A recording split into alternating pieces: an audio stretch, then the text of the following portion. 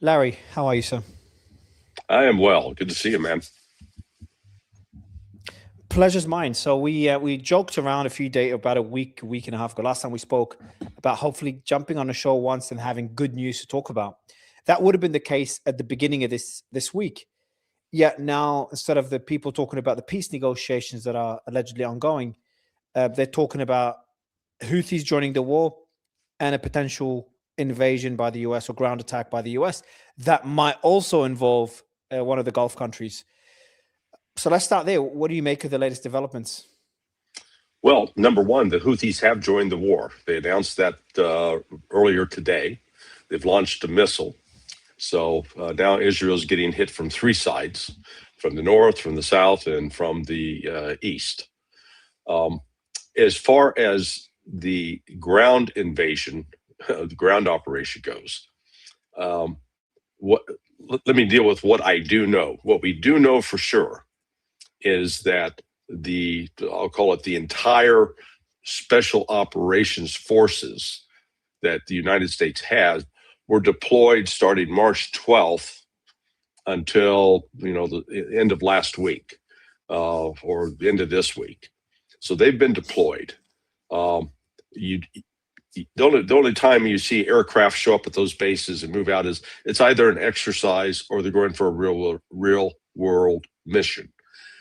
They're, I think, planning to use them to, like in Kemch Island, there is an underground missile city. So that's the kind of target they could go after.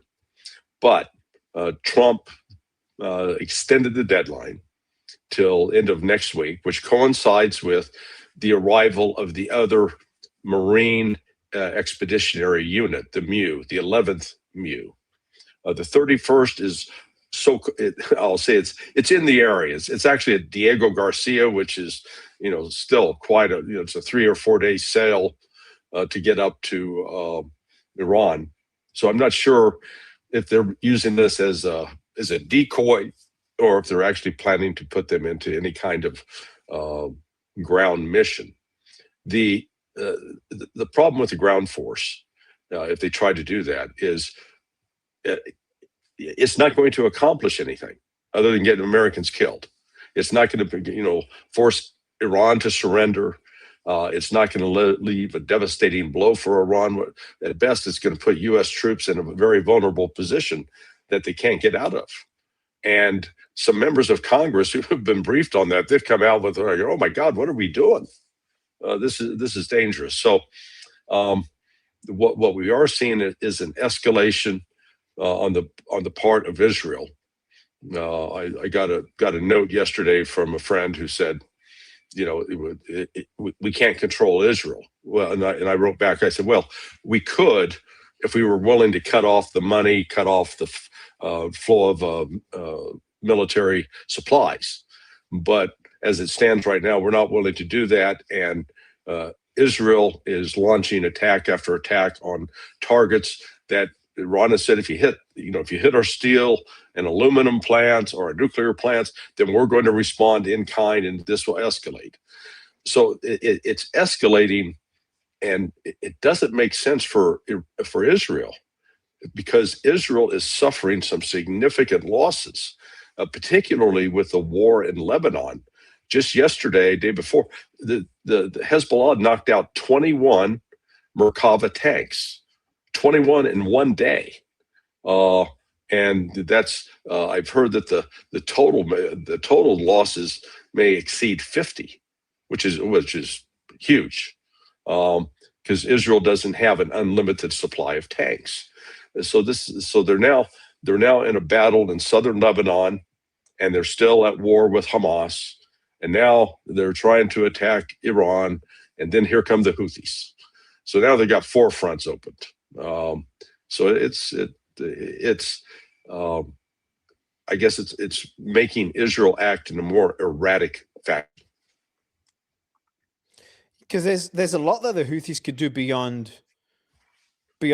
Israel. So obviously the Houthis have proven their capabilities in disrupting Saudi oil infrastructure and striking their plants there.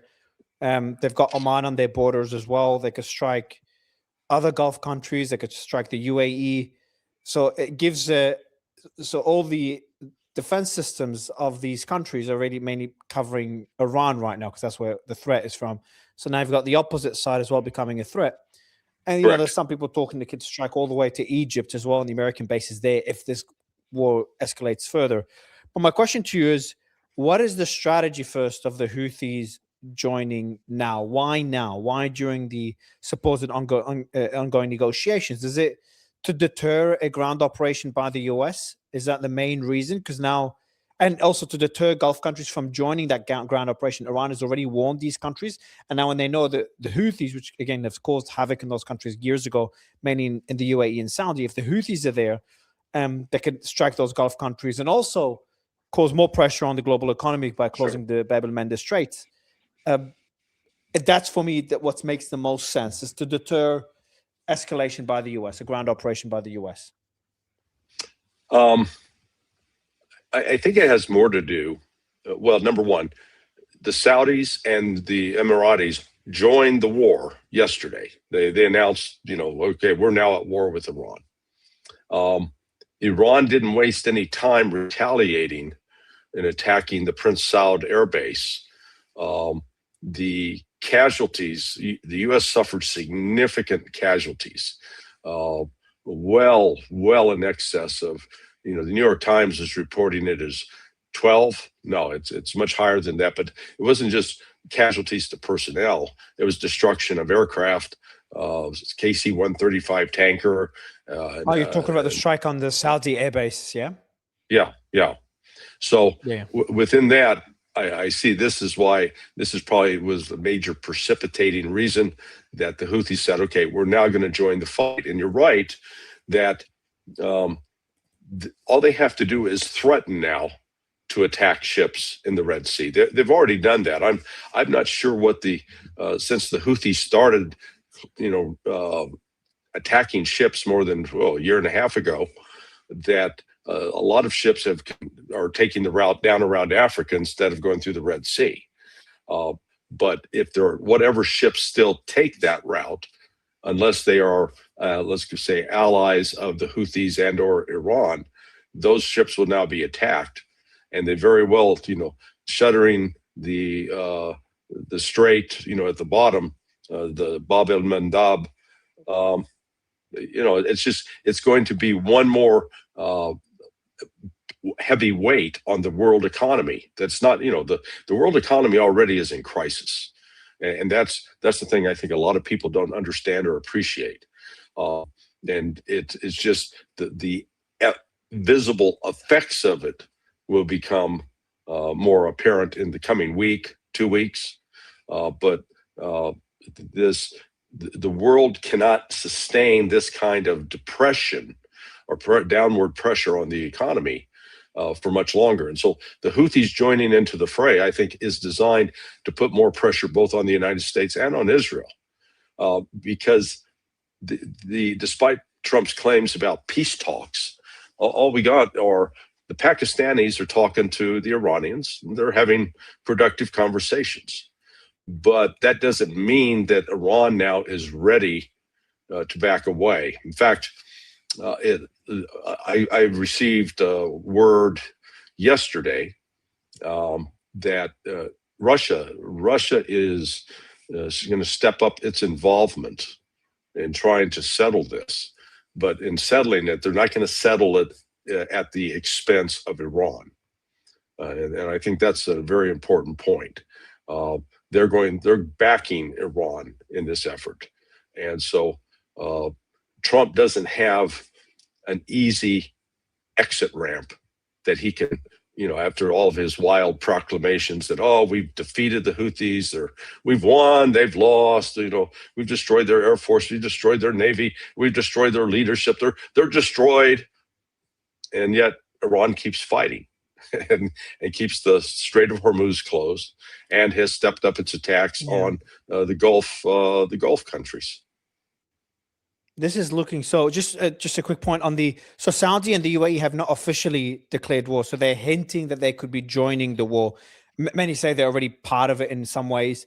Iran is warning that they could allow the US to use their bases to attack, to invade those islands.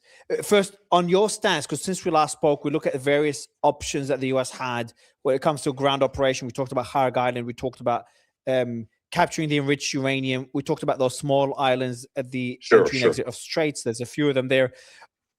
Two questions there. First, do you think now with the entry of the Houthis, you'll still see a ground operation? Will the Gulf countries be involved? And what will the ground operation, do you have more clarity on what that operation could look like based on the developments in the last few days? What is the more likely scenario? Yeah, so let's go back and look at, in theory, the ground operation is supposed, let's say, what is the goal? What's the objective? So with respect to Harg Island, you can say, okay, the objective there is to cut off Iran's shipment of oil or steal Iran's oil, where the United States would take control of it. But you don't need to invade for that reason. Well, right. So, but let's just say that that's the reason. So you get Harg Island, and suddenly you get the control of the oil, except the Iranians can turn it off on the mainland, so it's not flowing out.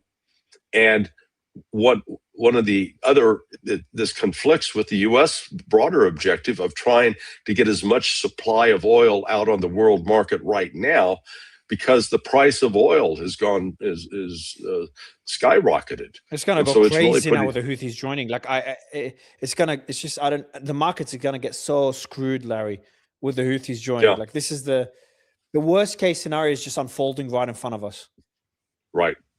Now, if you come back and say, okay, well, the Kemch island down at the strait, that they're going to land there to take, capture the missile city and, quote, open the strait. Well, that doesn't open the strait. To open the strait, you got to step back and say, what do we need? We need to take out Iran's ability to launch drones and missiles at the strait. Well, you don't accomplish that with a ground force just on that island. That means you have to penetrate deep into Iran, and we don't have enough forces for that. You've got to take out the small speedboats that they actually carry missiles that can attack ships. You've got underwater mini subs that can launch torpedoes. You've got maritime drones. So if they try to take one of those islands, again, the ground operation doesn't make sense in terms of accomplishing something that's going to change, what the picture, we want that strait open. Well, it's not going to open the strait. The other missions they talk about, the going into Iran to capture nuclear material, the helicopters simply, they don't have the legs to get there. So the U.S. helicopters that would be launched would have to have a place where they could be refueled. And to do that refueling means you'd have to bring in an aircraft with fuel bladders, like a giant balloon that's filled with, aviation fuel. And they'd be out in a desert someplace. That's what happened back in 1980 when they tried the hostage rescue for the U.S. diplomats that were being held hostage in Tehran. When the helicopters and planes landed to refuel, one of them ran into each other and they blew up, and the whole mission was canceled. So, that carries with the complications. And then they've talked about capturing Chabahar. Why? I mean, again, what is the purpose? You say, well, we got control of this one port. Well, you're not going to really have control unless you put in 100,000 troops. And they're certainly not going to do that. And to even get close to put troops in there, you're going to put U.S. vessels at risk. So, from a logical standpoint, none of this makes sense. It's just like you're wanting to flex muscle for the sake of flexing muscle, but when it's all over, you haven't accomplished any tangible mission that's going to put the United States in a position to bring the war to an end. So Iran, Iran is preparing for that as well. That's what I don't get. The operational security on this is just completely out the door, outside the bounds. Because normally, if you're preparing these kinds of missions, you don't talk about it. It's like the old movie Fight Club. You don't talk about first rule of Fight Club. You don't talk about Fight Club. So you don't talk about it. You don't advertise it, and you certainly try to disguise your activity. But they didn't disguise sending these C-17s, 35 of them, to five bases that are homes for special operations forces. So, I mean, it was open information. Everybody's tracking that. And I don't believe that was just some elaborate decoy, because the troops were actually loaded up and they were deployed to two spots in Jordan and one spot in Israel. I just don't, I don't see, I'm struggling, and I do this. I try to understand, and I think you're trying to as well, what a ground operation, a logical ground operation would look like. You've gone through the various scenarios from Shabahar, which is in the southeast of Iran, just at the edge of Iran, near the border with Pakistan. And then you've talked about the other big island, just at the Strait of Hormuz, the Keshem Island, which is Kemsh. It's a massive island. That's why it's more of a country than an island. And then you've got the smaller islands, like the ones that are disputed with the UAE, the Bu Musa and the Tunub Islands, the Credit and Lesser Tunub. And then you go all the way down to the west of Kharg Island, which is near Kuwait. So you've got all these different options, and all of them, the objective would be, and obviously there's the talk about capturing the enriched uranium, but that's too Hollywood-like to even discuss. I think it's not really on the table. It's more of a bluff, to be honest. Yeah. So if you look at these options, all of them are just very, like, if you're not able to stop Iran militarily from striking the Gulf, from striking American bases, you talk about the strikes on the Saudi base where there's about 8 or 10 or 12 or 14 casualties on the American side, no deaths, just injuries, and a few aircrafts that were damaged as well. And then we talk about the daily attacks on Israel, putting Hezbollah aside.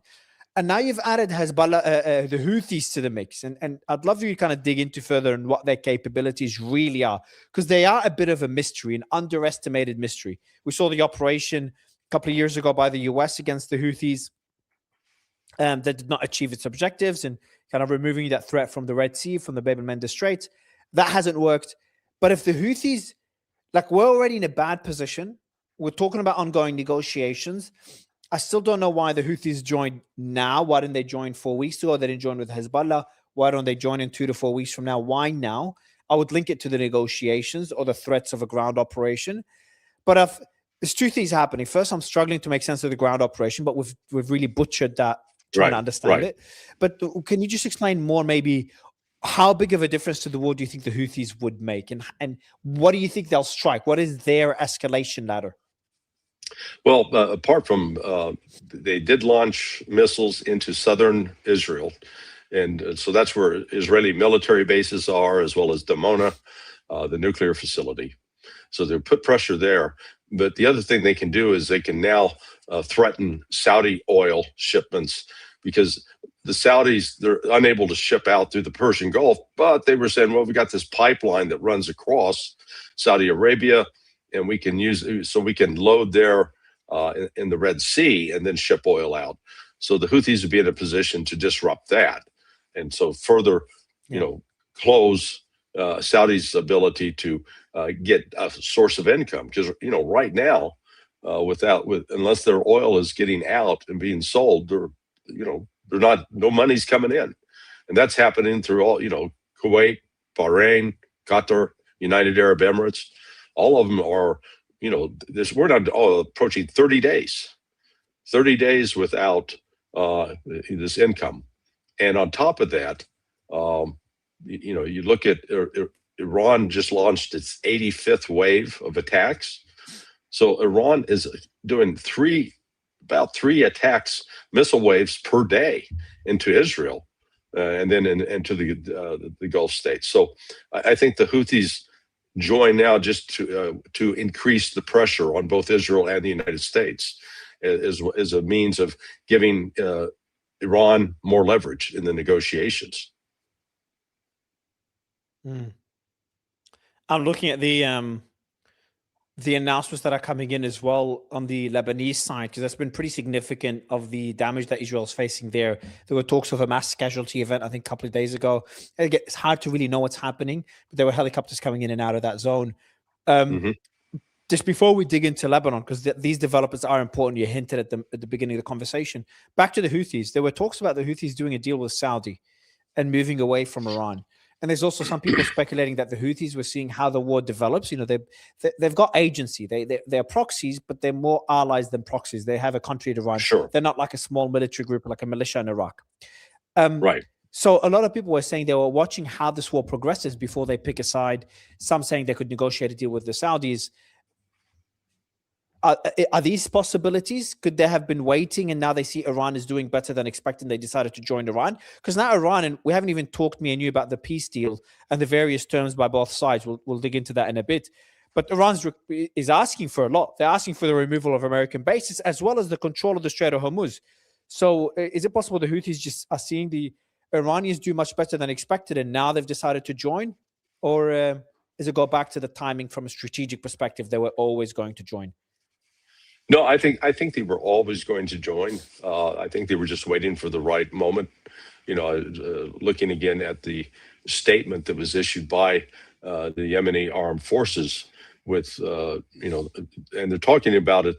It's due, they say, due to the continued military escalation, targeting of infrastructure, and the perpetration of crimes and massacres against our brothers in Lebanon, Iran, Iraq, and Palestine. The Yemeni armed forces, with the help of Allah and relying on him, have carried out their first military operation by launching ballistic missiles targeting sensitive military objectives of the Israeli enemy south of occupied Palestine. So, I think it's the sum total of this as the war has escalated. Because remember, the Houthis took a bit of a beating last March, or March, April into May, for 7 weeks.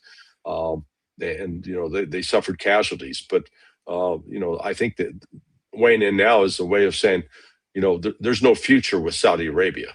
I mean, the chances of a negotiated settlement between the Saudis and the Yemenis, I think, is below zero. So they're voting now with their missiles. They have enough capability to be at least a nuisance to Israel, if not actually pose a significant threat. They're much weaker than Hezbollah, correct? Even the current Hezbollah, yes. The one that's been pummeled for years. The Houthis are much weaker. Yeah, they're not in the same league. They've got some more sophisticated missiles than Hezbollah, but Hezbollah's real strength is they have built these underground bunkers that lace all of that territory south of the Litani River, and Israel, as they try to advance into that, they're getting chewed up. I mean, losing 21 tanks in just one engagement. Good grief. I don't think Ukraine or Russia have wiped out that many tanks from the other side in that war. Let's talk about Hezbollah. What do you make of the war with them in Israel so far? They've exceeded expectations. Again, it's hard to know what's happening on the ground, but there's a lot of reports on casualties on the Israeli side. I think there's a report by a former military official. I wish I could find the quote. I've been mentioning it a few times, saying that they've been really shocked or surprised of the damage, not only of the capabilities of Hezbollah, but also the damage they've been able to inflict on the Israeli forces. Is that what you're seeing as well, talking to different people and watching the developments? No, look, this is in some ways, say, deja vu all over again, a reprise of 2006, where the Israelis have this, they state this objective, okay, we're going to take control of southern Lebanon and, give us both a buffer zone and maybe new territory. But Hezbollah is not some minor radical terrorist group. They are a political force, a movement. They represent the Shia population there in southern Lebanon. They have been in place now for almost 50 years, and they've evolved. They started off as this militant group, just trying to fight the Israeli encroachment, to have become a broad-based political movement, an economic force, as well as a military force. And this is why when, a year or so ago, when they killed Nasrallah, when Nasrallah was assassinated by Israel, And then they had the exploding pagers and the exploding cell phones. And there was all this celebration in the West that, oh, boy, we've decimated Hezbollah. I was saying at the time, no. And when Syria fell with Bashar al-Assad, so you were no longer getting flights into Damascus with military supplies for Hezbollah. Again, many in the West said, okay, that's done. Hezbollah's toast. And they forget that there are these east-west smuggling routes that have been there for 3,000 years, for God's sake. So, the tribes that control those have always been something that neither Israel nor the United States has been able to interdict. So Hezbollah, they suffered. And how can Syria protect that border? How can Syria, if al-Shara wants to interdict those supply lines, how can he interdict them if he can't even build up his military by getting bombed every few weeks by Israel? So Israel is doing a disservice for themselves by bombing the military that's meant to stop the supply of weapons into Hezbollah. It's just so annoying how it just conflated and confused and intertwined in very weird ways. There you go again, being logical and trying to be rational. Yeah, this is, we are confronted with so much irrational, illogical behavior. And so now here is Israel that on paper they're talking about they need to call up 400,000 more reservists. Now, they had already activated 300,000. So you're basically talking about you've got 1/10. You're trying to put 1/10 or 10% of Israel's entire population under arms. That's going to create so many societal stresses because these reservists, they come out of an economy, and if they're not working, then that economy starts shutting down. And it's not like the Israeli economy is in great shape to begin with. Larry, I feel like what we're doing now is we're tiptoeing into something a lot more dangerous. You know how people talk about tiptoeing into World War III? I'm not talking about World War III, but honestly, just the Gulf is all getting attacked on a daily basis. Qatar less so now. It seems Iran and Qatar have some sort of deal. Qatar has always been more balanced. Oman less so. UAE is escalated again. Kuwait's getting hit the most probably now. Saudi got hit recently, and I feel like it's still getting hit. The base got hit 2 days ago. Iraq, there's these different proxy groups attacking American bases. Syria's getting bombed by Israel. I'm just going through the map, by the way. I recommend people open the map, go through it. Jordan I don't know Jordan's position. I haven't really kept up with Jordan. But Lebanon's obviously getting bombed. 20% of the population has been displaced. Israel's now getting attacked again from three sides, from Iran, from Lebanon, and from Yemen, from the northeast, the north, and the southeast. Correct. If this doesn't end, if this does not end, and it's not looking good, if you look at the requirements, the requests by each side in the quote unquote negotiations, what happens next? Because Iran's not folding. Iran's ability to keep striking, there's talks that in I think it's Natanz, they have a base that was struck multiple times, and from that same base, Iran is still firing missiles, not missiles moving around from different bases, from different locations we don't know about, from a base that was struck time and time again, I think by bunker busters as well. There's still missiles flying out of that base as of yesterday. So if Iran's ability to keep and getting drones from Russia, apparently Russia's delivering components or drones, finished drones or components to Iran. So if Iran's able to sustain this, a population of 93 million people, if the regime it doesn't seem to be fracturing at all. If Gulf nations are instead of remaining neutral, they're edging more to join the war. You've got the Houthis now have joined. You've got the two important choke points of the Bab el-Mandeb and the Strait of Hormuz.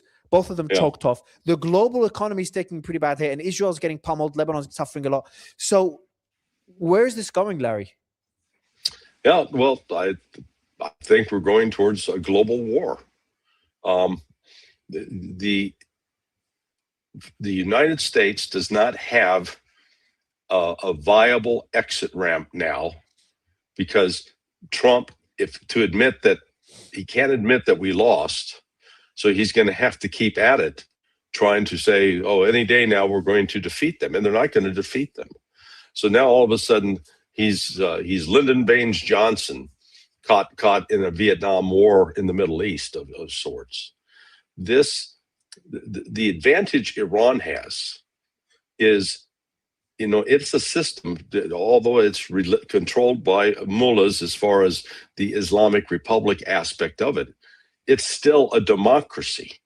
They had democratic elections to select President Pezeshkian, and there was genuine competition between, if you will, the hardliners who wanted a tougher stance, and Pezeshkian, who was more predisposed, hey, let's work with the West.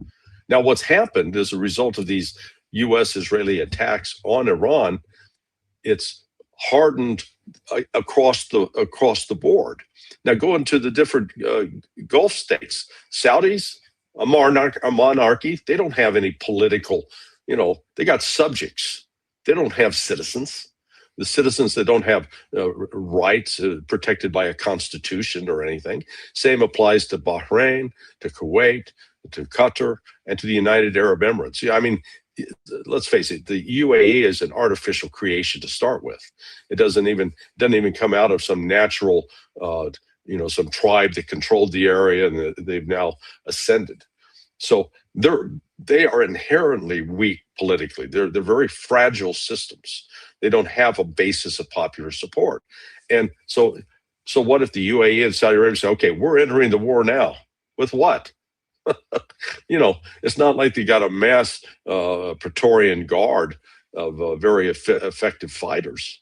So all they're going to do is then make themselves a bigger target, because up to this point, Iran has not been going after their military infrastructure. They've been going after the U.S. military infrastructure in those countries.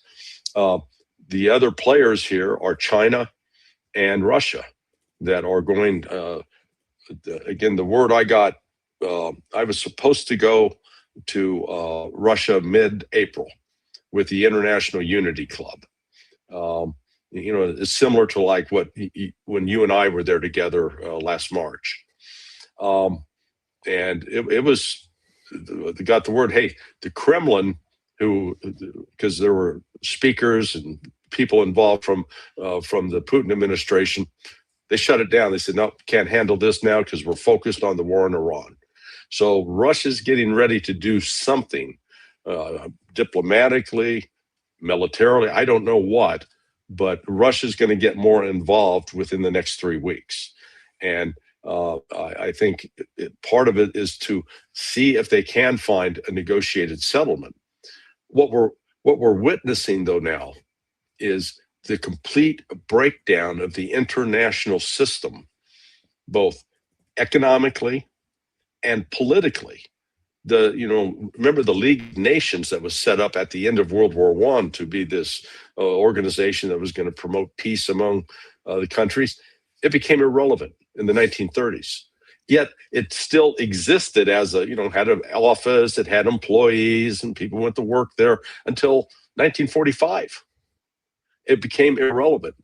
That's where the UN is now. The UN now has proven itself incapable of stopping any wars, and to be a system where the respect for international law, rules and laws. The United States has been very clear. Trump, and not just Trump, but Marco Rubio and Stephen Miller, his advisor, that the United States doesn't recognize international law anymore. Forget that. We are the law of the jungle, and it's our power that is going to let us do Larry, what we want. I want to go back to a statement you've made that's very important. You said Russia could be doing more when it comes to this war. Strategically, it makes total sense. The US miscalculated and is now stuck in a quagmire that could weaken the American military. There's reports now of the US, let me find that. You know the numbers really well, of their production capacity. But there's one here that the US can make, 90 Tomahawks, I think, a month? Something along those lines, and they've already spent.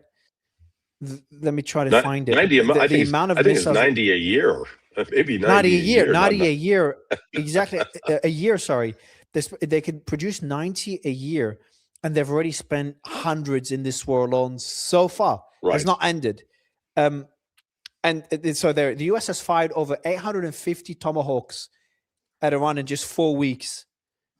And as you said, this tweet doesn't include it, but they can produce 90 a year. So they've fired 10 years worth of Tomahawk missiles. Right.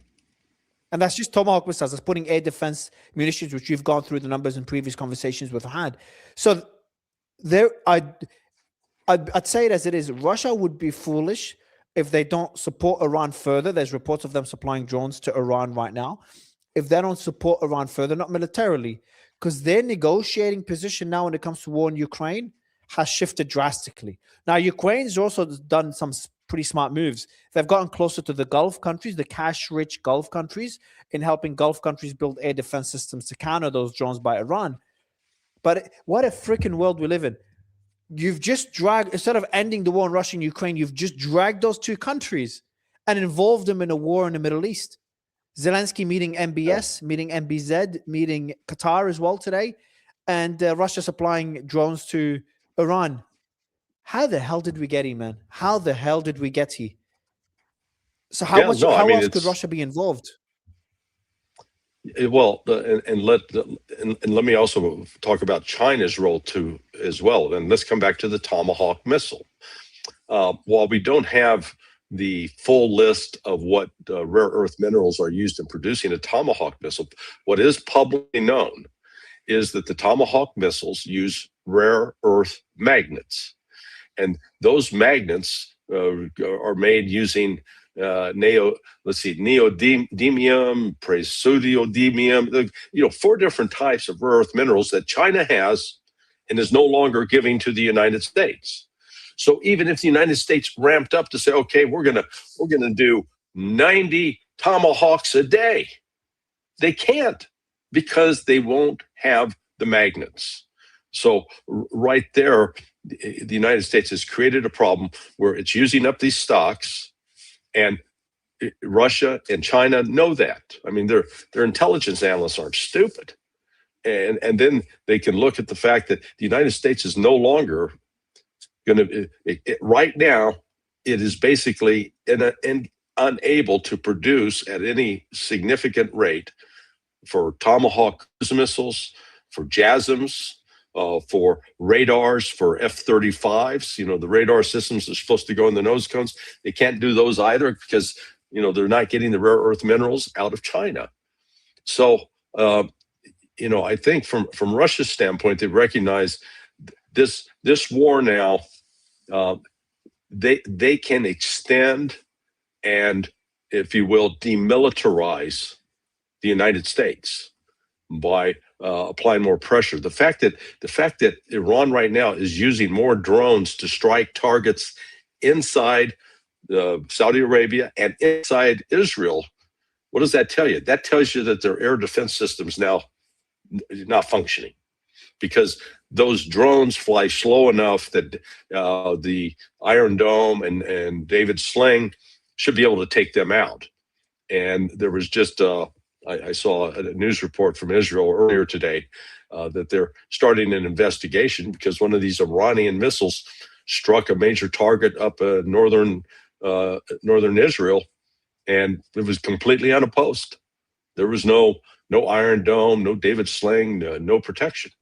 So I can see in this Russia has a clear incentive to, if you will, put more stress on the U.S. system. I was talking to Malcolm Nance a few days ago, and he was warning about something that more and more people are talking about now, and that is a ground operation by Iran against the Gulf. There's 1 million troops sitting there doing nothing, the besieged, the Artesh, the traditional military, the IRGC. How realistic is that? How difficult or easy would it be for Israel and the US to spot these troops amassing at the coastline and be able to strike them before they go onto boats and head towards the Gulf? Yeah, very easy. That's, I know Malcolm. He has a great track record of being consistently wrong on a whole lot of things. So just add this to his list. Iran is not going to, first of all, let's look at the entire 46-year history of the Islamic Republic of Iran. They have not launched an offensive outside their country against any state. The only time they had Iranian forces, military forces, engaged in combat in another country was in Syria in response to a request, an invitation from Bashar al-Assad to help defeat and fight against these Sunni extremist groups like ISIS. So the notion, again, this is one more red herring, I would argue, that's being put up to justify, oh, we gotta stay in this war because Iran's gonna take over the Gulf. Iran has already neutered the Gulf. The Gulf is now, it's inert. It is impotent to do what? It can't produce oil. Even Saudi, they spend like multiple times more than Iran on defense. Why is Saudi not a bigger threat, or are they? They're not a threat. Look, they couldn't defeat the Houthis, okay? And the Houthis are not as big of a military power, and certainly don't have the technology and sophistication of Iran. So the Saudis they've been bamboozled. They got convinced, hey, trust us, the United States, we got your back, and while you're at it, buy all of our overpriced, highly expensive military junk that doesn't necessarily work. And so the Saudis bought into that. If they decide to start attacking Iranian targets, the retaliation against Saudi will be far more severe.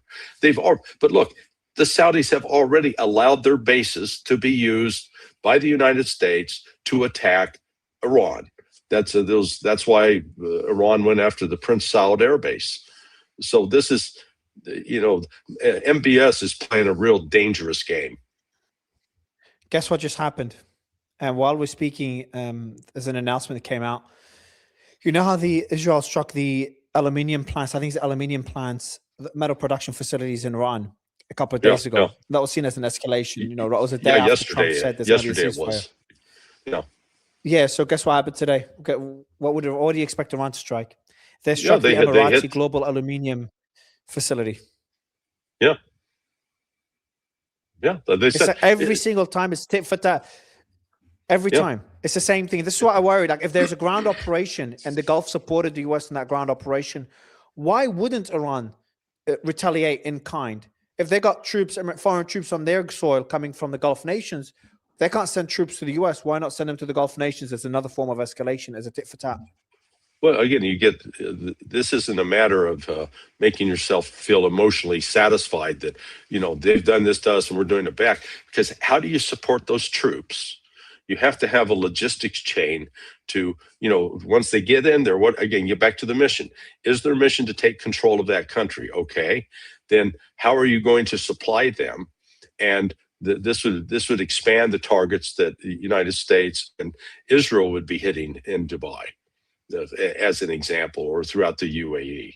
So I see there is no incentive for Iran at this point to go out and take control of those countries, try to put their military force there, because they're in more of a defensive mode. They've got to be prepared to defeat if the United States decides to attack inside Iran. So they're I want to ask another military question, Larry. So we've talked about a lot of these big missiles, the new advanced missiles that Iran has, but they haven't used a lot of them. The Qasim Basir one, that was hyped up a while ago. We haven't seen that used, at least not so far. Hasn't been used in the war. There's the Fatah 2, has been discussed a lot. We've talked about it. That hasn't been used, from what I understand, among others. The Atamad, the Rad 500. So is it possible that Iran, first, are they keeping them for later? Because it's been a month. Like, if later, when later? Second, is it possible that those missiles have either been destroyed, the launches have been destroyed, or they're really not escapable or not ready for combat as one would have expected? I think they were ready for combat. They did exist. They've been tested. But is it possible they've been destroyed, or the launches for them, which would have been more limited, have been destroyed? No, I think that's unlikely. I think they've been, they're following a strategy, and sometimes it involves using older missiles as well. One of them initially to drain the air defense resources of both the U.S. And Israel. But they're being very methodical about how they go about this. And they're also, I think, they're anticipating that this is going to go on for quite a while. They don't see an imminent solution on the horizon. So therefore, you husband your resources and you continue to escalate. So when they go to those additional missiles, the more modern ones that are more capable, they're going to be able to inflict more damage on Israel. And as you pointed out, the Israelis continue to hit targets, and it's not just economic targets. I mean, they're hitting residential areas. They're hitting schools. They're hitting universities. This is, it's typical Israel. They did it in Gaza, and they're trying to do it again to Iran. But what happens with the Iranian people is it just further solidifies them in their recognition that they've got to destroy Israel. That's I think the dangerous thing about this, that that's not leaving any off ramp for recognizing Israel as a legitimate country that should be allowed to continue to exist. I think it's building up the attitude that Israel must be destroyed, and that is where the danger of the escalation comes. There's the report that came out of the US that they've destroyed a third of the missiles, Iranian missiles. Another third have been either buried or damaged, and a third are remaining. First, a third is a lot more than one would have expected coming out of American intelligence. So a third remaining is still a pretty big amount. Not sure how accurate it is. A third of how many missiles were they expected to have? Like 10,000? How many was it they were meant to have before the war started? 15,000? Actually, they were estimating. They were estimating, if I recall correctly, I think U.S. intelligence was estimating that Iran only had 3,000 missiles. Now, that's been clearly proven wrong.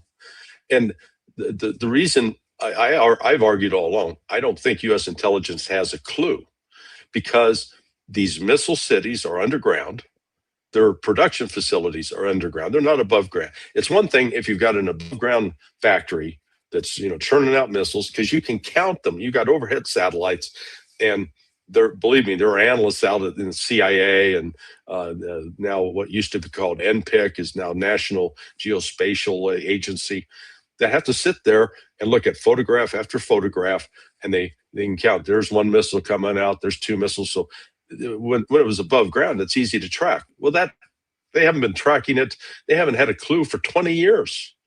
Iran's built this underground facility. So the only way you get that intelligence is you've got to get somebody on the inside who is either working in those missile cities. They can tell you exactly how many they produce per day or per week or per month. And then it's a human intelligence. I don't think we've had, either ourselves nor the Israelis have had good intelligence on that front. Because clearly they've underestimated what Iran's capability is in this regard. And remember, in the early days of this operation, they're saying, "Oh, we destroyed 90%," and now they're saying, "Okay, well, maybe it's a third now." So we're going from 90 to a third. Yeah, exactly. That's the point I was trying to make earlier. Is that the claim of a third is actually a lot. Now you're saying even a third is. A third left is too little. They have a lot more left. You're right. The estimates were 3,000 according to CENTCOM. Other analysts were saying as high as 8,000. So it depends who you listen to on how many missiles they had. Obviously, they could have had even more. It's impossible to really know. The Houthis are even more mysterious on what their capabilities are. Right. We know that. Right. We know that they're not as capable, as you said, as Hezbollah, and obviously not as capable as Iran. But they're also more capable than what people expected 2 years ago during the war, or a year ago during that war. The last thing I want to ask you about, Larry, and by the way, Glenn Diesen is going to be joining in a few minutes as well. So I'll have you both on for a couple of minutes. You say hi to him. All right, cool. Friend. And then, but just I have a question for you on the deal that's on the table. So that's what I said. I started this conversation by saying, me and you are waiting for the day, or at least I'm waiting for the day where I have you on, Larry, like, hey, Larry, great news. What do you think of this new peace plan? The war ended. What do you think of the rebuilding efforts? How's the region going to look like post this war? Which is something people are not discussing enough. A lot of people are talking about how the Gulf is turning on Iran now, but no one's talking about what the Gulf will do once this war ends. Because while they're not happy with Iran, they're also not happy with the US, and they're definitely not happy with Israel after this.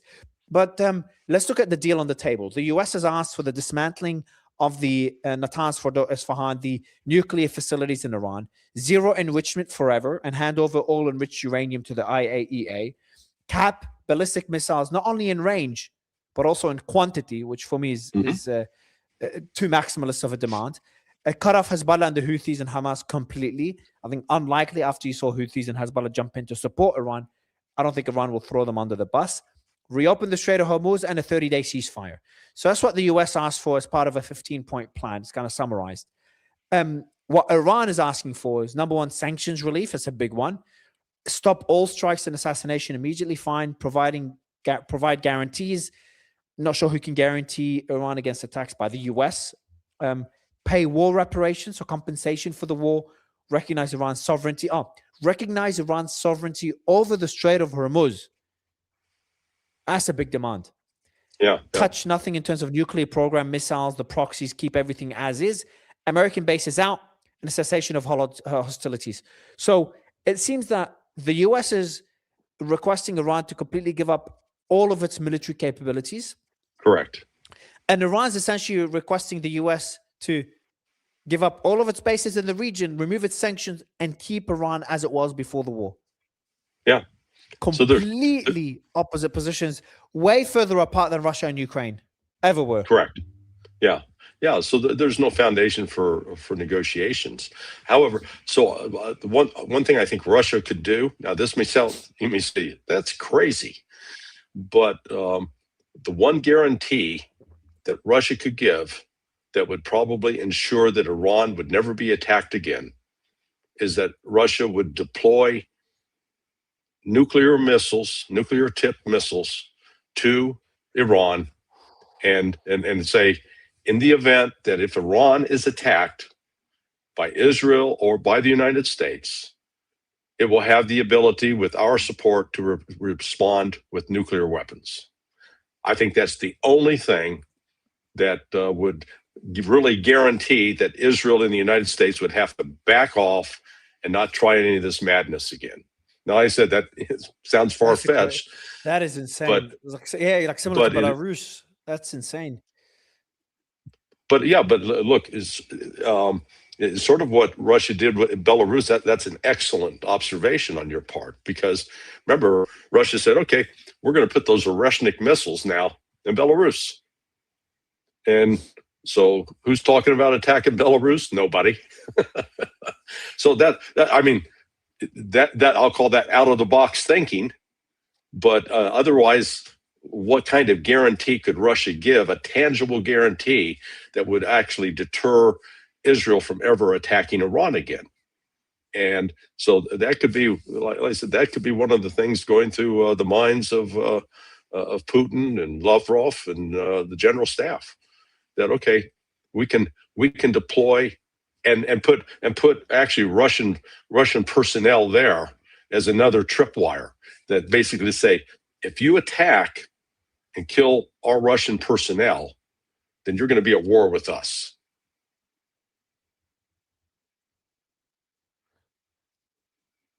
Fucking hell. That could be used as a negotiating tactic as well for Russia as they try to end the war in Ukraine. They're like, you know what, we're going to open that door of a possibility of, because like the US is in a corner right now. I think this is the first time I agree with you more than ever.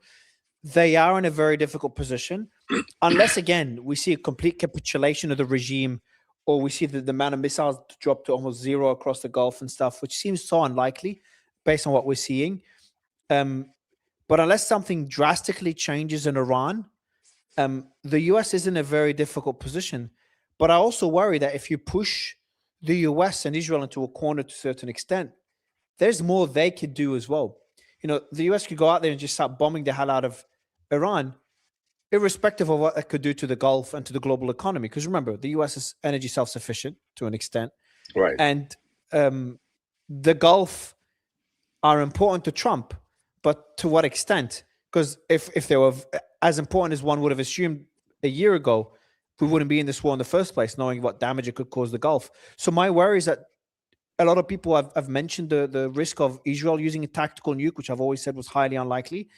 But isn't that a worry of yours? We've never discussed it. Isn't that a worry? Yeah. Like, what would Israel do if there's nuclear weapons on Iran, their arch nemesis? Yeah, the chances of that happening, I think, are significant. I don't think they're insignificant.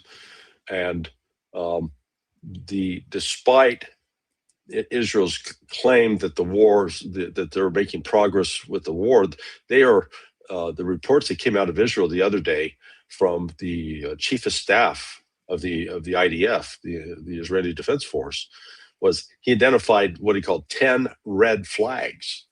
And basically the message was Israel doesn't have the manpower. The existing manpower that's been deployed is completely stressed out, exhausted. We're not able to really accomplish these military objectives we set for ourselves. And we got to figure out a way to, basically back out. And which just goes against the grain of all of the radicals, the Ben Gavirs, the Smotriches, these I call them Zionist extremists that see that Israel must, conquer all of this territory. It's just, you can't fight a 3-4 front war when you're 7 million people or 8 million people. And then, and to make, matters worse, the Iranians are destroying critical infrastructure in Israel, going after, they haven't wiped out the power grid yet. But if Israel continues to attack that in Iran, then, as you noted earlier, the tit-for-tat's going to kick in. And we're already seeing that now. The Brent is now up over 100. The oil is now up over $112. That's up $4 and almost $5 in the last 24 hours. Similar to the West Texas Intermediate crude, it's right on the cusp of $100. So this economic punch in the gut, it's going to continue.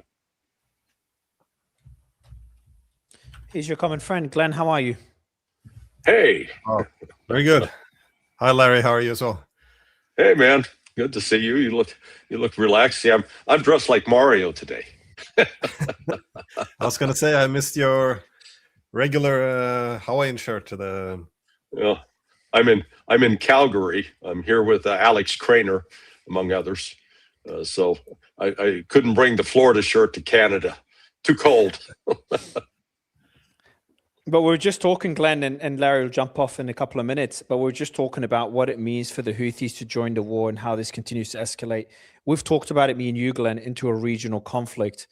But I'll ask Larry one last question on this, and Glenn, I'd love you to jump in afterwards. But Larry, this last question for you is a great conversation as always, is if I ask you to speculate again, based on the latest developments and now the Houthis joining, the week started with negotiations on Monday and now talking about the Houthis joining, where do you see this ending by, let's say, end of next month? Actually, the end of next month, I think, unless there's this out of the box idea with Russia coming in, and I don't know if Glenn heard it. I was saying that I have heard that the Russians are getting heavily involved with this in the next. They actually anticipate they might be able to bring an end to this in 4 weeks, is what I've heard. But one guarantee, if one of the key things is Iran's going to want to guarantee we're never going to be attacked again. Well, what could that guarantee consist of? I said Russia could deploy nuclear weapons to Iran in the same fashion that they deployed the Oreshniks into Belarus, and saying, okay, Iran now has nuclear weapons because we've got their back, and if they're attacked, they'll be used. Now, out of the box, but that I think that could have some substance there. Apart from that, this war will continue to drag on, I think, for at least on that. Just hold on. On that point, out of the box idea, before you give us your thoughts where the war will go on for, that out of the box idea, we live in a world of out of the box ideas becoming reality in the last month. Glenn, what do you think of that possibility of because Russia's already sending drones to Iran? And Larry was talking about an event he was meant to attend getting canceled because Russia wants to focus fully on Iran. Do you worry about that possibility? Could it escalate to a level where Russia has an Oreshnik deployed in Iran? I think it could. Well, I think that would be the more likely way that the Russians would contribute, that is to send the missiles, provide intelligence, but keep it at a lower level to avoid a direct shooting war with the United States. Again, this is the same reason why they wouldn't want to get involved in Venezuela. Don't mess around in America's own backyard. But again, I think they're already, the Ukraine war is already consuming a lot of their focus and the resources. But that being said, they can't afford to see Iran weakened. And also, ever since both Iran and Russia was involved in the intervention in Syria, they've both been looking at opportunities, how they can take this, what was then a limited partnership into something wider, strategic, that aligns their interests and strategies. That being said, I have a hard time believing that the Iranians would accept, for Russian base or weapons on its soil, possibly nuclear weapons, but they're quite independent-minded, though. They don't want to end up like the Gulf states, where they're, if more and more foreign troops appear on your soil, and then suddenly your foreign policy will be influenced from abroad. Even historical distrust, it would begin to flare up again. The voices which are more critical of Russia and would point to, the past few centuries of problems, they might, come to the forefront. So I think that could be a problem. But that being said, I agree with both of you that a lot of things which might have been unprecedented or what we wouldn't have considered in the past might be so now, because the Iranians as well, they need at some point to put an end to this war. And it's unclear under what conditions. If they could have Russian nuclear weapons, and this would be a reassurance that they would never be attacked again, it's possible. Again, but Belarus, they're a union state with Russia. They're, both the successors of Kiev and Rus. This is a very different thing than a format that could be applied to Iran, I think. Larry, would love your thoughts in and the kind of final comments on when I interrupted you, where you think this war will be by the end of next month. Yeah, no, I think it'll still be going on. And the United States will become increasingly desperate to figure out how the hell to get out, because the full impact of the economic recession that is hitting the globe right now, we may be on the cusp of an economic depression. And remember, that's a technical term. It means you've got less than, greater than 10% decline in economic activity. And I think that's exactly where we're headed. You've got, Trump has been trying to manipulate the markets, but we're talking, and they're never talking to Iran. As Mara, when you listed out the U.S. demands and the Iranian demands, it's like, that book, Men Are From Mars and Women Are From Venus, two different planets, two completely different planets. There's not a single thing they can agree on yet. But I think Iran's in the stronger position by virtue of the control exercise over the Strait of Hormuz. And, that economic impact is the one I think that's ultimately going to be driving and pressuring the West to come to we got to end this. So on that, I will bail out and leave you two gentlemen to talk. It's Glenn, always a pleasure to see you. And Mario, I always enjoy our conversations. So thanks so much. Thank you, Larry. I appreciate it, man. All right. Thank you so much. Bye, guys. Good to see you. See you, man. Yeah, Glenn. First, the impact on the global economy is something not being talked about enough. There's a statement made by, it is just insane that we are where we are, because people don't understand. It's not only about oil. It's not only about fertilizers. It's about the helium that's needed for the microchips, which powers the entire tech sector, which empowers the entire equities market right now as well. There's a statement here by the head of the Europe Central Bank. She says, financial markets do not understand what they're in for. Christine says that the damage from the Iran war is already done and is going to last for years. And she talks about the importance of helium for the chip makers in Taiwan. But before we dig into that, let's go back to the discussion of the Houthis joining the war. Why now? That's the first question I was trying to get from Larry. Why do you think they joined now? I'm trying to understand the strategic reasoning behind it. Well, I think we continue to go up the escalation ladder. Again, the Iranians are essentially preparing a lot of steps they can do further. However, you don't want to rush up the escalation ladder by yourself, because then, of course, the US can follow. It can start to bomb nuclear power plants. It can destroy critical industries. But I think what you saw now, this new peace offering from Trump, essentially, where first he said, we'll destroy you in 2 days or 48 hours, then he delayed it to 5 days and then 10 days. This sounded like he was trying to walk back, give diplomacy a chance, and then came this Israeli attack on the critical infrastructure of Iran, also another attack on this Bushehr nuclear power plant, which is, the Iranians deem to essentially be nuclear terrorism for good reason. I mean, there could be a nuclear fallout if the reactor is broken. So I think these are the things which now demands that Iran also takes another step up the escalation ladder. Now, they have a lot of things they can do, and you and I have spoken about that in the past. If they want to completely break the Gulf states, they can do a lot of things. They can shut down all the physical connectivity, that is the transportation corridors. They can destroy the desalination. Essentially, then there's no water. It's just people living in a desert. They can destroy the energy facilities. They can, if you get rid of the desalination, the people will flee as well, especially a place like Qatar, where, 85 to 90% of the population are foreigners. If things get very uncomfortable there, they will leave. So they have a way of shutting down these countries. And I think Yemen activating this one is, again, the reason why we discussed it before it happened was because this is rather predictable. By shutting down the Strait of Hormuz, you've taken off the eastern coast of, for example, Saudi Arabia. They still have a coast on the other side. Now, by activating Yemen, now you can shut down the access to the Red Sea as well. This is not just a problem for the Gulf states, but it's also a problem for the global economy.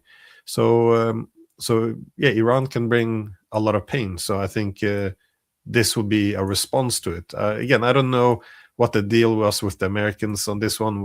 Did the Israelis attack without coordinating with the Americans, or was this just more deception of Trump's diplomacy? That is, they're playing good cop, bad cop kind of thing. I really don't know, but I think Iran just puts them in the same camp and retaliate accordingly. So no, I think it was predictable, given that you and I did predict it. So. You Professor Mearsheimer told you in your interview today, I think it is, or yesterday, that Iran will win the war. Trump will have no choice but to give in to most of Iran's demands, and it will be a humiliating defeat for the US. Which demands do you think that Iran will the US will have to give in to, and which ones do you think Iran will remove off the table? So to go through the demands, there's the removal of the sanctions, which, let me guess, I think America will respond to that. Will accept that. Removal of the sanctions, cessation of hostilities against Iran and Hezbollah. I think they'll accept that.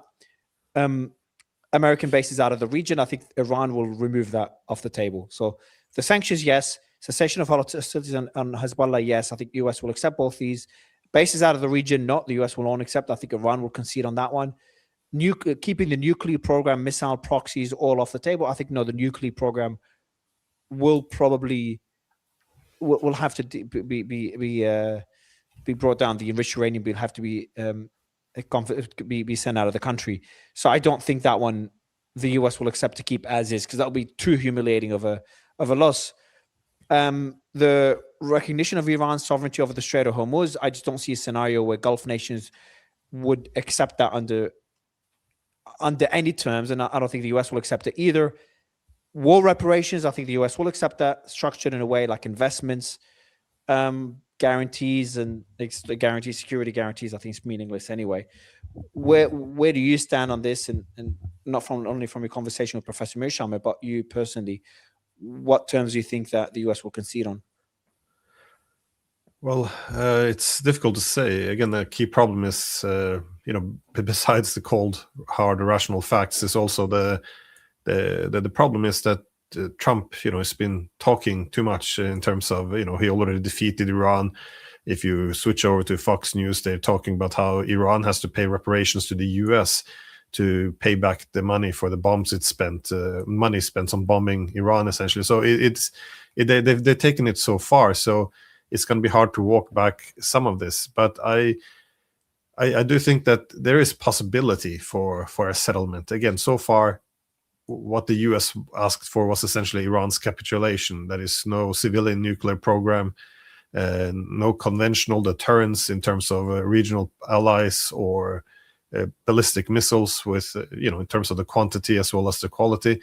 While Iran wants America's capitulation, that is, remove your bases from the region and remove all sanctions.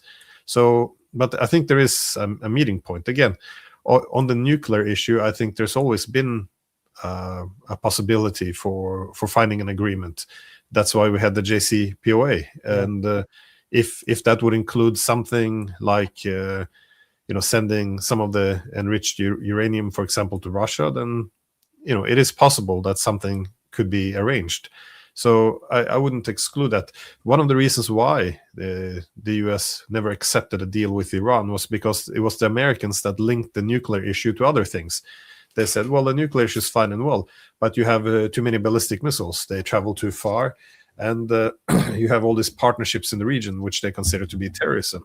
So here is the problem. The US also wanted to dismantle this.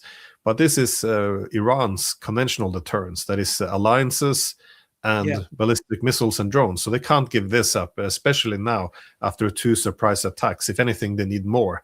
And if they can't have more, then they should consider nuclear weapons. I mean, from the Iranian perspective, because they need a deterrent. So there's a lot of areas where there's no room for negotiations. Then the nuclear issue, I agree, but giving up its conventional deterrence, no. I think, given that this is a difficult demand put on the Americans, sorry, I forgot the basis. I don't think it's either or. I think you can have halfway. A lot of these bases have been damaged. A lot of the Western troops have been chased out of Iraq. If there's a reduction, I mean, it's not either no bases or the same amount of bases. Something could be agreed upon. And but I just think that if, again, the two sides are very far apart, and if it's not possible to make a deal, the Iranians essentially see a pathway they can achieve their objectives on the battlefield. That is, as you said, the key to the whole thing is the Strait of Hormuz. If this is blocked under Iranian control, they essentially set up a toll booth there, then they can get the reparations from the Gulf states for having attacked it. They can condition access on expelling US troops from their land. They can force them to trade in other currencies than the US dollar to dismantle the whole petrodollar, which links the US to the region. This is crazy. This is so... Sorry, just take a pause for a second. Do you understand how insane this all sounds? But they're doing it now. They're already charging boats. Yeah, it's happening. Exactly. But I'm telling you how insane reality sounds, Glenn. We're talking about I agree. Iran treating the Strait of Hormuz like the Suez Canal in Egypt. One of the most important energy choke points. We're talking about most sectors in the global economy taking a hit right now, and they will be facing catastrophic shortages if this war doesn't end. We're talking a war that needs to end, but that neither side has a clear off-ramp or willingness to end. At least one side doesn't have willingness, and both sides don't have an off-ramp that makes sense for them considering their position. And now we have the Houthis joining to close another important energy choke point. And the Gulf are still getting struck. I thought the Gulf getting struck is going to be like the beginning of the war, and maybe cause when I saw Iran strike the Gulf, I'm like, all right, cool. That will force Trump to end the war soon. There's no way Trump's going to continue the war with his friends in the Gulf that helped him so much, donated so much money, getting hammered on a daily basis. That's become the norm. It's become the norm so much so that people are speculating those countries will join the war and will allow the US to use their bases to invade some of these islands, some of these Iranian islands. Well, this is, I think, a return to history or politics. Again, if you want to look at the last 500 years of Western leadership or dominance, it began 500 years ago by Western maritime powers seeking to reconnect the world, following the collapse of the ancient Silk Road, all of this. This is the source, controlling ports, key maritime corridors. This is how you set up trade post empires. This is the source then what became colonialism. This is what has been a key strategy of all of the British when they had a hegemon after the Napoleonic Wars and the Pax Britannica. After World War II, this is key to US power, as was envisioned by Alfred Mahan, and that is, after World War II, controlling a lot of the key maritime corridors with its navy, asserting control over important resources, especially in the Middle East. Saudi Arabia was an important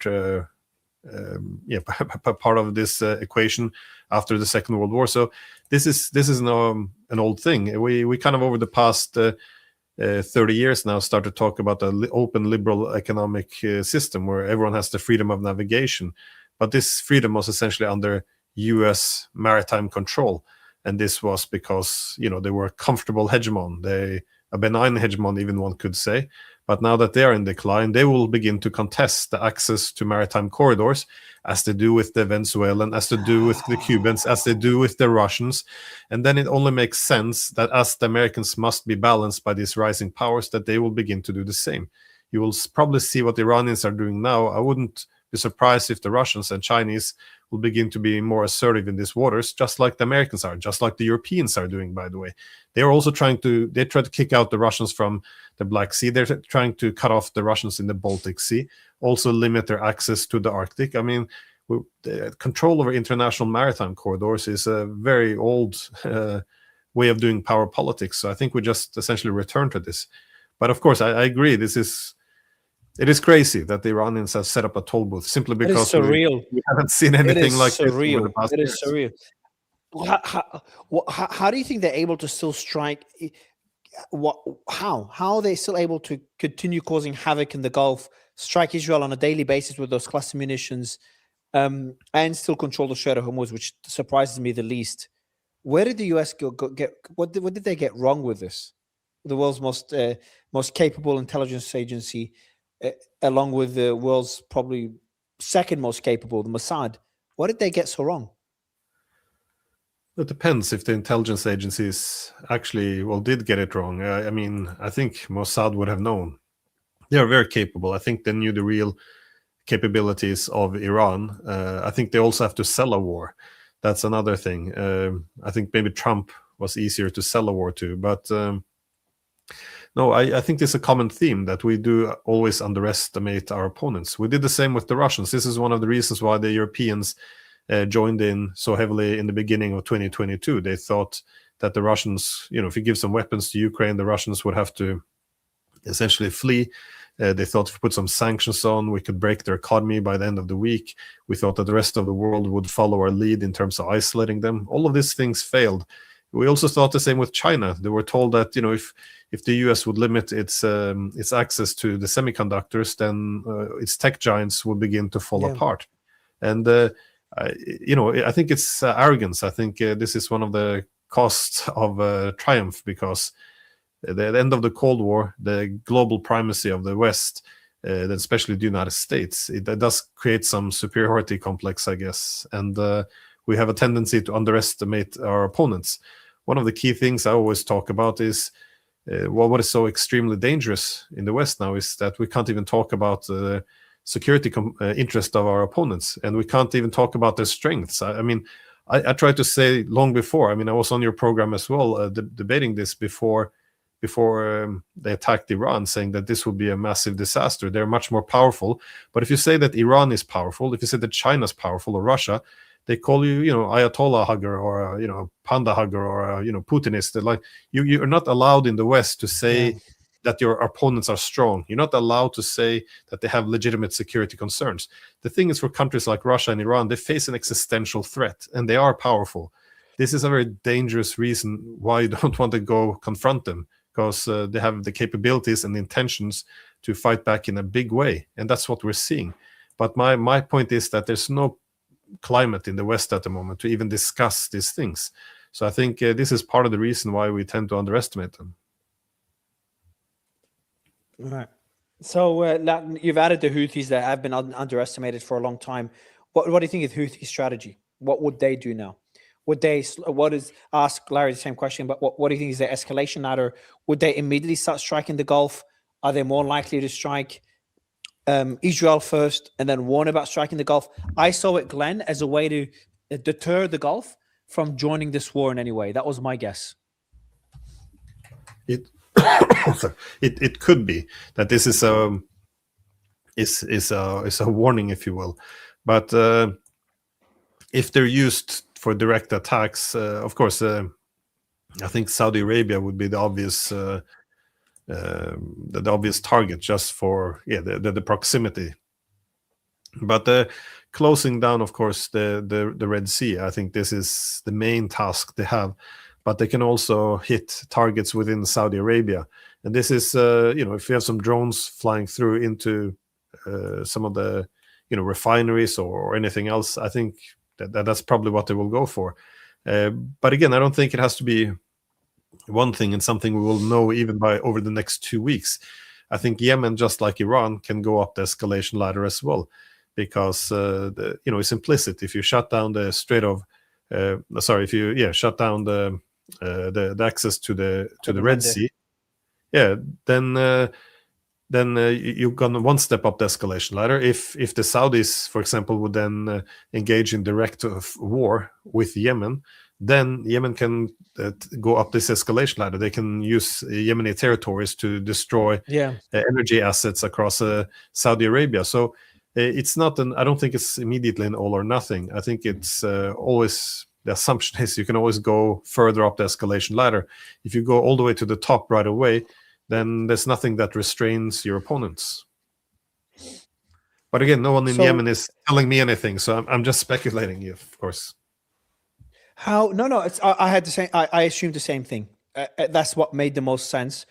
Are we looking at an Iraq 2.0? Can't believe I'm saying this, but is that looking? I wouldn't say about 50% chance, but is it more of a reasonable possibility that it's a discussion that's worth to have? Because we started off as that going to be a Venezuela 2.0, and I'm worried now that we're looking at an Iraq 2.0. Well, it depends. Iraq was a ground invasion. It was it took a lot of planning over a long period of time. It took an immense amount of American forces. I don't think this can be put together on a short notice. I don't think they have the weaponry, the manpower available. Also, Iran is very different than Iraq. It's almost 4 times as large of a territory. It's mountainous. It's has a big coastline ahead of it, and Iraq could be isolated. I'll Iran rephrase has the question. allies. What I mean is that Iraq 2.0 not as a full ground invasion, but more of a ground operation that could last years. So more of the US getting bogged down in Iran for years to come, rather than a quick in and out, ending in a month or a couple of months. So, and I don't think we'll be focused on the islands to control the Strait of Hormuz, but controlling the Strait of Hormuz means dealing with Iranian missiles and drones on an almost daily basis. Well, I think it would be difficult to keep it going for, say, a whole year. I mean, it is possible, but it's very different from Iraq. Iraq could be isolated. The US could control the skies. It could limit international support. It would control its borders. Again, all the variables could be held constant or controlled. In this instance, they can't. Iran can be resupplied from abroad. They can have easy access, either through the Caspian or through the Central Asia to connect with Russia, China. They can continue to make this. The weapons are very different now. They can continue to make these drones and missiles. So Israel is a fairly small country in terms of population and territory. I don't think Israel can afford being bombed in this way over a long period of time. Same as the Gulf states. If this goes on for too long, I mean, imagine a whole year of this. The people living there, the expats, they would be leaving. That will be the end of the Gulf state economies. If this continues the way it is now for another year or two, that means the US has just thrown the Gulf under the bridge. They can't sustain this. That's a very important point.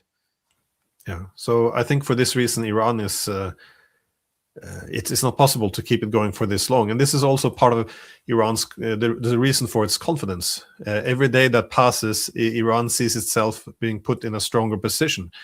That, you know, their little drones, which cost a few $1,000s to make, they don't even need huge factories for this. A lot of this can be built in small warehouses or apartments. Maybe not apartments, that's more FPV drones, but they can be, you know, they can boost the industrial production of this. For each drone they fire, the Americans need to use, you know, extremely expensive interceptive missiles costing millions of dollars, which they simply don't have that many of anymore. And also they don't really have the industrial capacity anymore to ramp up production. And even if this was possible, besides the military situation, which will go worse for the United States, it's also the economic aspect. This is the Iranians been living under crippling sanctions for decades without many of them helping them. So they can continue this as well. They can destroy the Gulf states' desalination plants.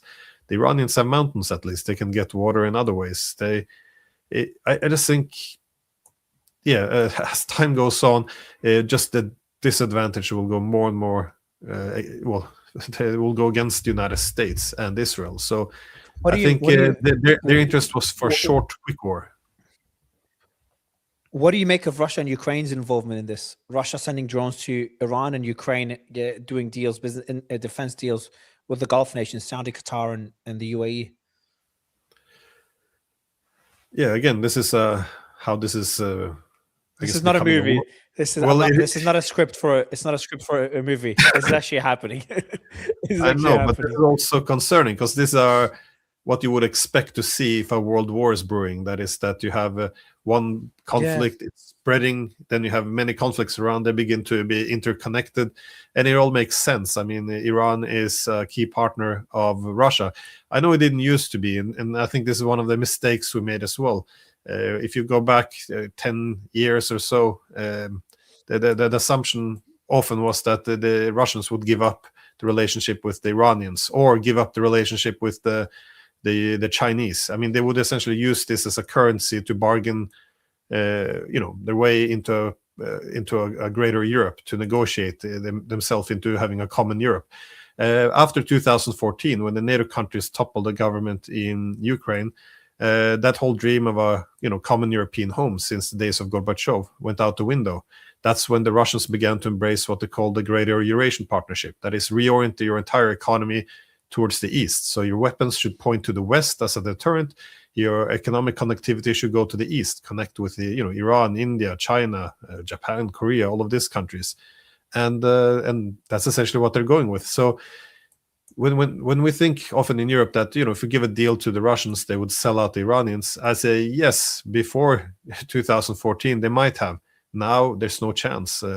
Iran is seen as an important part of this greater Eurasian partnership, one that allows Russia to diversify, also not develop excessive dependence on China. So they will help Iran, and it makes sense for the Ukrainians to seek some cooperation with the Gulf states. But even this is a clear alliance. But it's not a clear alliance system, because the Russians, they don't want to be against the Gulf states either.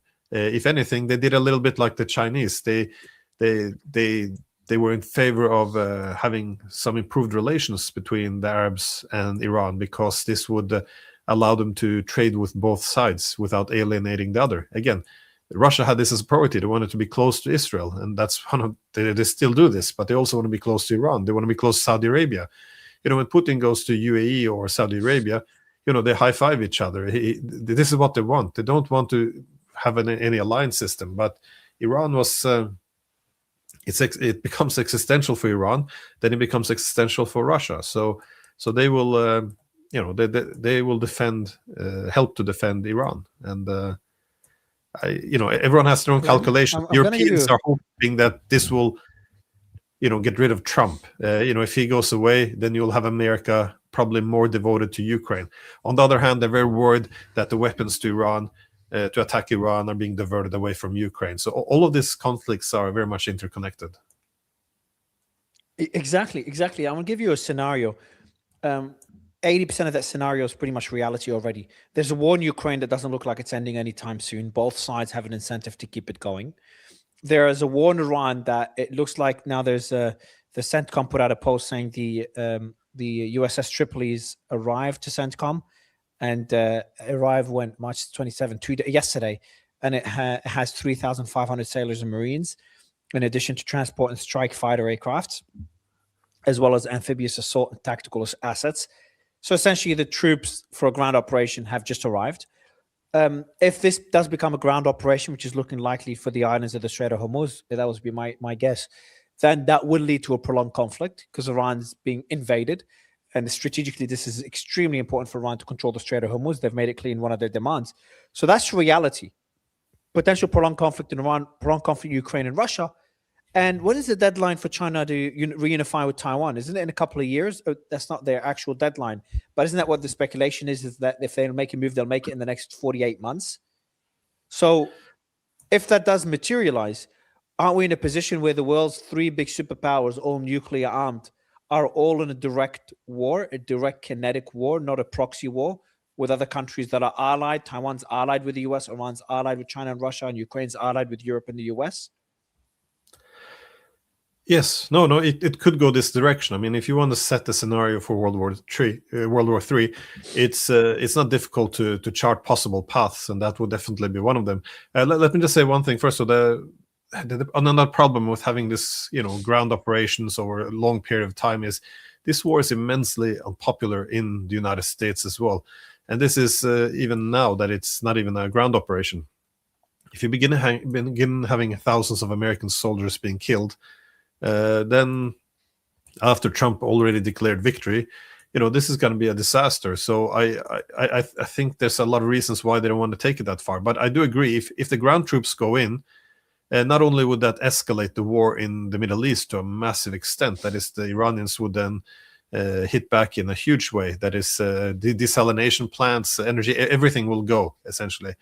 But you're very right, it will also spread beyond the Middle East, because if you were advising the Russians, you say, for 4 years, the Western countries been stepping over, escalating. We're at a point now where the Americans, the British are sending ATACMS and Storm Shadows into Russian cities. These are operated by American and British contractors. They're their weapons, their contractors, their intelligence and targeting, their war planners. They're already attacking us, you would say. Now, we have to restore a deterrent. This is the main priority. How do you do this now? Well, suddenly all its resources are being consumed or focused in the Middle East. This is the time to escalate in a big way. Yeah. That is, you have to deter the Europeans. Now it's time to bomb some logistics centers in Germany, some military factories, maybe bomb a factory in the UK, which makes the Storm Shadows. They know where these things are. And again, the British are doing these things against the Russians. They know that the British participated in the attack on Russia's nuclear deterrent in June last year. So, this would be the time for Russia to deter. And same with China. I think China always saw time being on its side. That is, if you want to integrate Taiwan with peaceful means, every year you wait for, then there will be more and more economic connectivity there, cooperation. If you have to go in the military sphere, you still want to wait, because every year China, relative to the US, gets stronger. So if you can have the war next year rather than now, you wait for next year. So essentially you want to delay. But they also see that the US also has the same calculation, but every day they wait, they will be in a worse position. So they might start to push towards a full secession of Taiwan, send more heavier weapons. So advanced weapons. So I think, the Chinese could also have an incentive to use a military option to take back Taiwan. And if the US would put all its resources into attacking Iran, if I was advising China, I would say, well, perhaps this is your opportunity to solve the Taiwan issue once and for all. Again, not something I want to see, but I can see why this would be in China's interests. So yes, a path to World War III, I think, is clearly here. Does that keep you up at night? Because you always keep a poker face. You're a professor, so you're always calm. But are you it's starting to get to a level now where obviously you've been covering this longer than I have, but I've been watching this and covering it for the last 3 years and 4 years, and I've just been watching it now, and it is getting to a stage where it's beyond comfort for me. No, I don't sleep well. It's a great concern. I mean, my academic focus tended always to be on this Greater Eurasia initiative of the Russians, the Chinese, mostly as a geoeconomic initiative. But now that it's all breaking into massive war, it's no longer in the academic sphere. It's very much the real world. So no, I think it's a good reason to be concerned. I still wish others, especially political leaders, would take this more serious, because it's quite evident what direction we're going in. And I kept making this point even with the Ukraine war, all the way back to 2022. I made a point that we don't want to win this war, because even if we can defeat the Russians, it's existential for them. You're not allowed to say this in Europe, because then you're a Putinist, but it is existential for the Russians, which means it's important to recognize it, because that means they would use nuclear weapons if necessary, if it looks like they were being defeated, because that would be an existential threat. So, and I see this, similar problems here. So again, it's not too late, but even though you see the path we're going, look in Europe, the political systems are just weakening, losing legitimacy. All the leaders are hugely unpopular. The economy is going down the toilet. We're seeing now war possible direct war against Russia. We see the Middle East going up in flames, and still they don't even want to talk to Russia. They when they talk about the Middle East, they only have catchphrases and slogans about bad ayatollahs and girls should be empowered. This has nothing to do with this is not a high priority. What do you think of a regime type or girls go? By the way, they have a very high literacy rate in Iran, so a lot of these slogans are kind of empty, anyways. But there's something higher, more important at stake here, and the demands initially of the Russians and Iranians, for example, they weren't unreasonable. The Russians didn't want NATO into Ukraine. They said this is a threat to our existence. This was not unreasonable. The Iranians, don't have crippling sanctions, don't continue to attack them. A lot of their core demands could have been met, and it's not too late, but there's no course correction. We just keep doubling down, and even though the pathway to a massive war is obvious, no one is correcting course. It's very frustrating to watch. Yeah, it's very... we could also see a shift. I just don't know where that shift will be. Everyone's looking for regime change in Iran. Could we see a shift within Trump's base? Could Trump he's really good at just completely doing a U-turn, tacoing when it makes logical sense. Do you think he still has room to tackle in this? Do you think Iran would give him for a reasonable path to be able to get out of this war without asking for American bases to be removed from the region or control of the Strait of Hormuz? Or do you think these are serious demands on the Iranian side? For me, I see them more of a negotiating position. Well, I think if anyone, I mean, the strength of Trump is that he rejects the current status quo. He doesn't think the U.S. should have this this global military footprint. He still thinks he's a peacemaker. So he actually has some tools he can use, which other leaders wouldn't. I mean, if you only look over the past 48 hours, he said that MBS of Saudi Arabia, that he's still, look at him. He didn't think he would have to kiss my ass. Look at him now. Like he's insulting Saudi Arabia. He goes and then he switches to the next sentence almost, where he says, "Oh, the Europeans, what we've done so much for NATO, they've done nothing for us.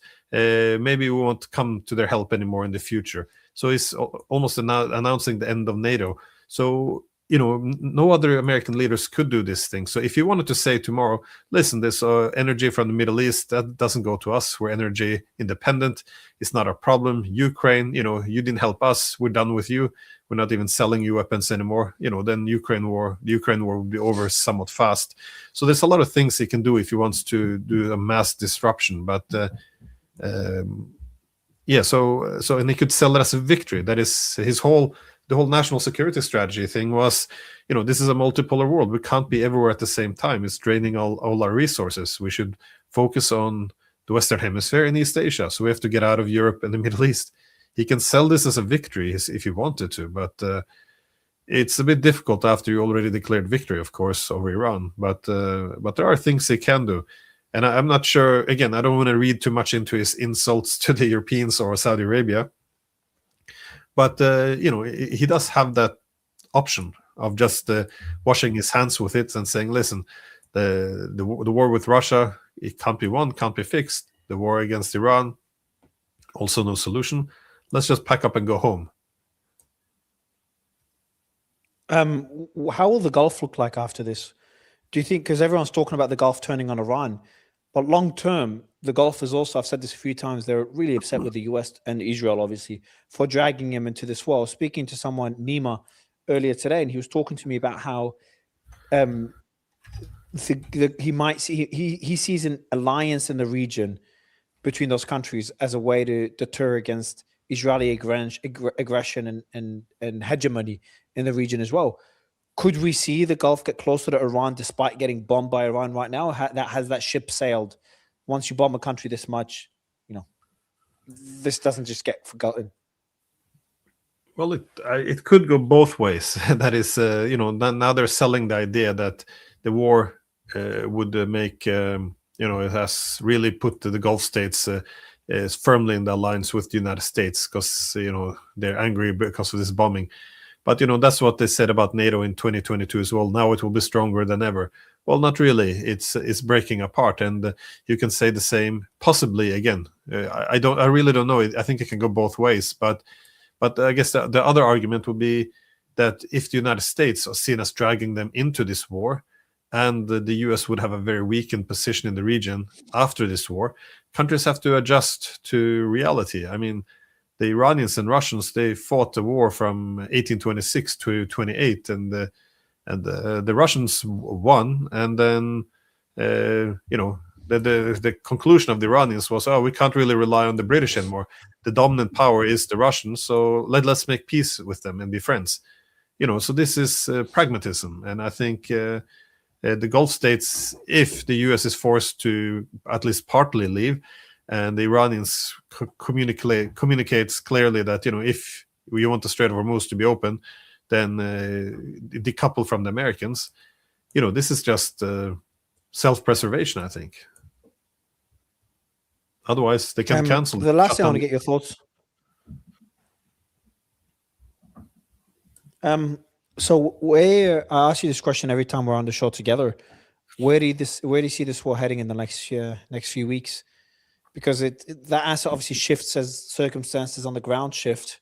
Mine was very optimistic in the early days of the war. I'm like, I remember once putting out a post, I think Trump will end the war by next week. I put that post out a few weeks ago because of certain developments that happened.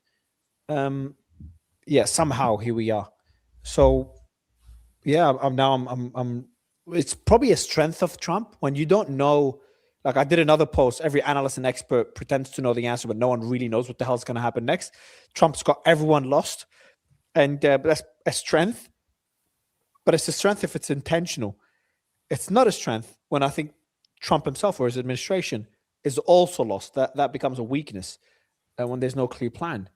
So first, do you think they do have a clear plan? Do you think this is all part of the plan? And more importantly, where do you think this is heading in the next few weeks, even months? Yeah. No, I don't think they have a plan. I think their plan was a regime change operation. They bomb heavy, then they overestimated how unpopular the government is, so they would have this uprising, they would have assistance, and instead they saw Iran responding in a way they hadn't expected. They were more resilient than expected.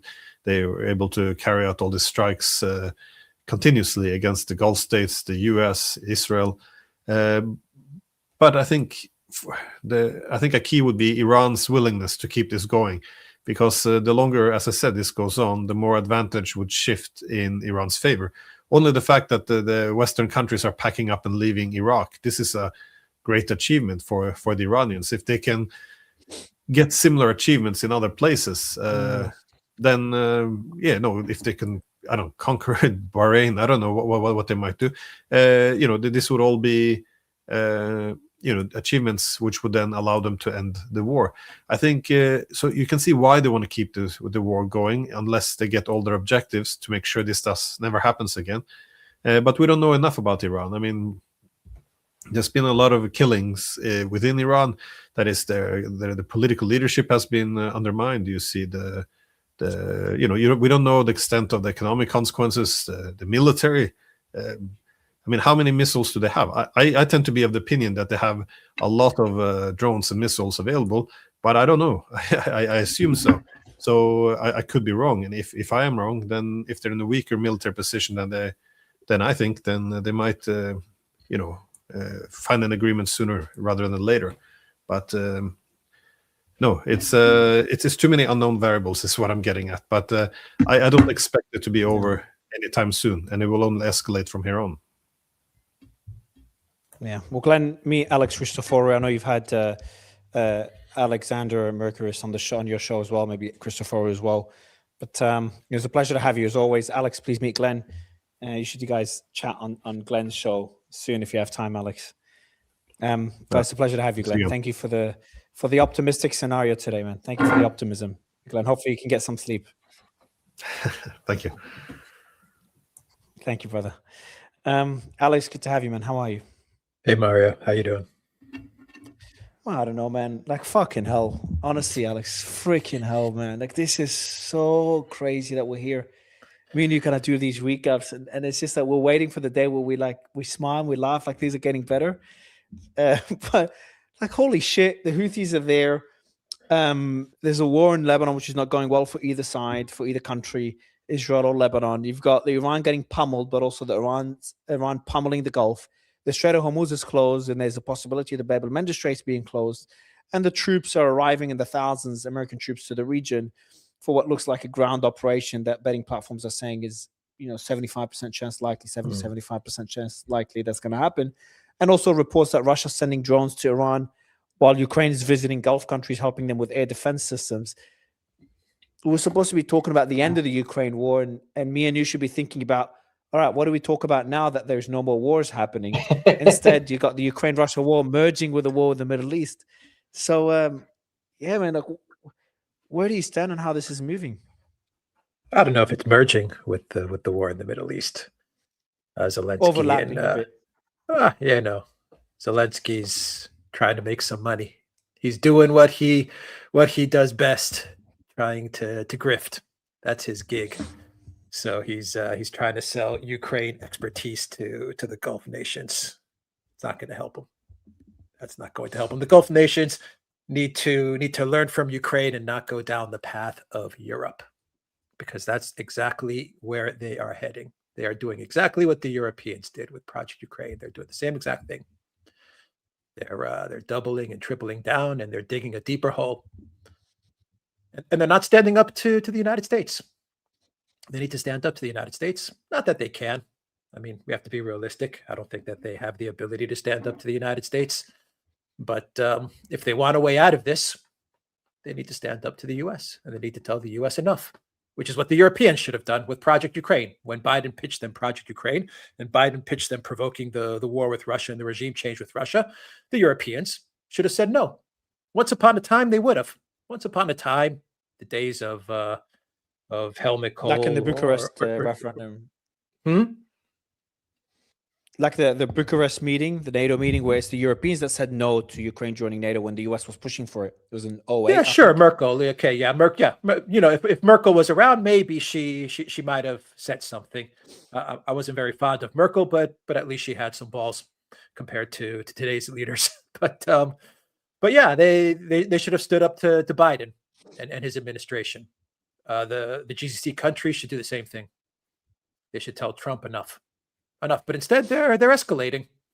They are escalating, or at least they're not telling Trump stop, because they have this misguided belief, which is exactly the belief that the Europeans had, which is if you put your foot on the accelerator, Trump, and you go harder, we're going to break them.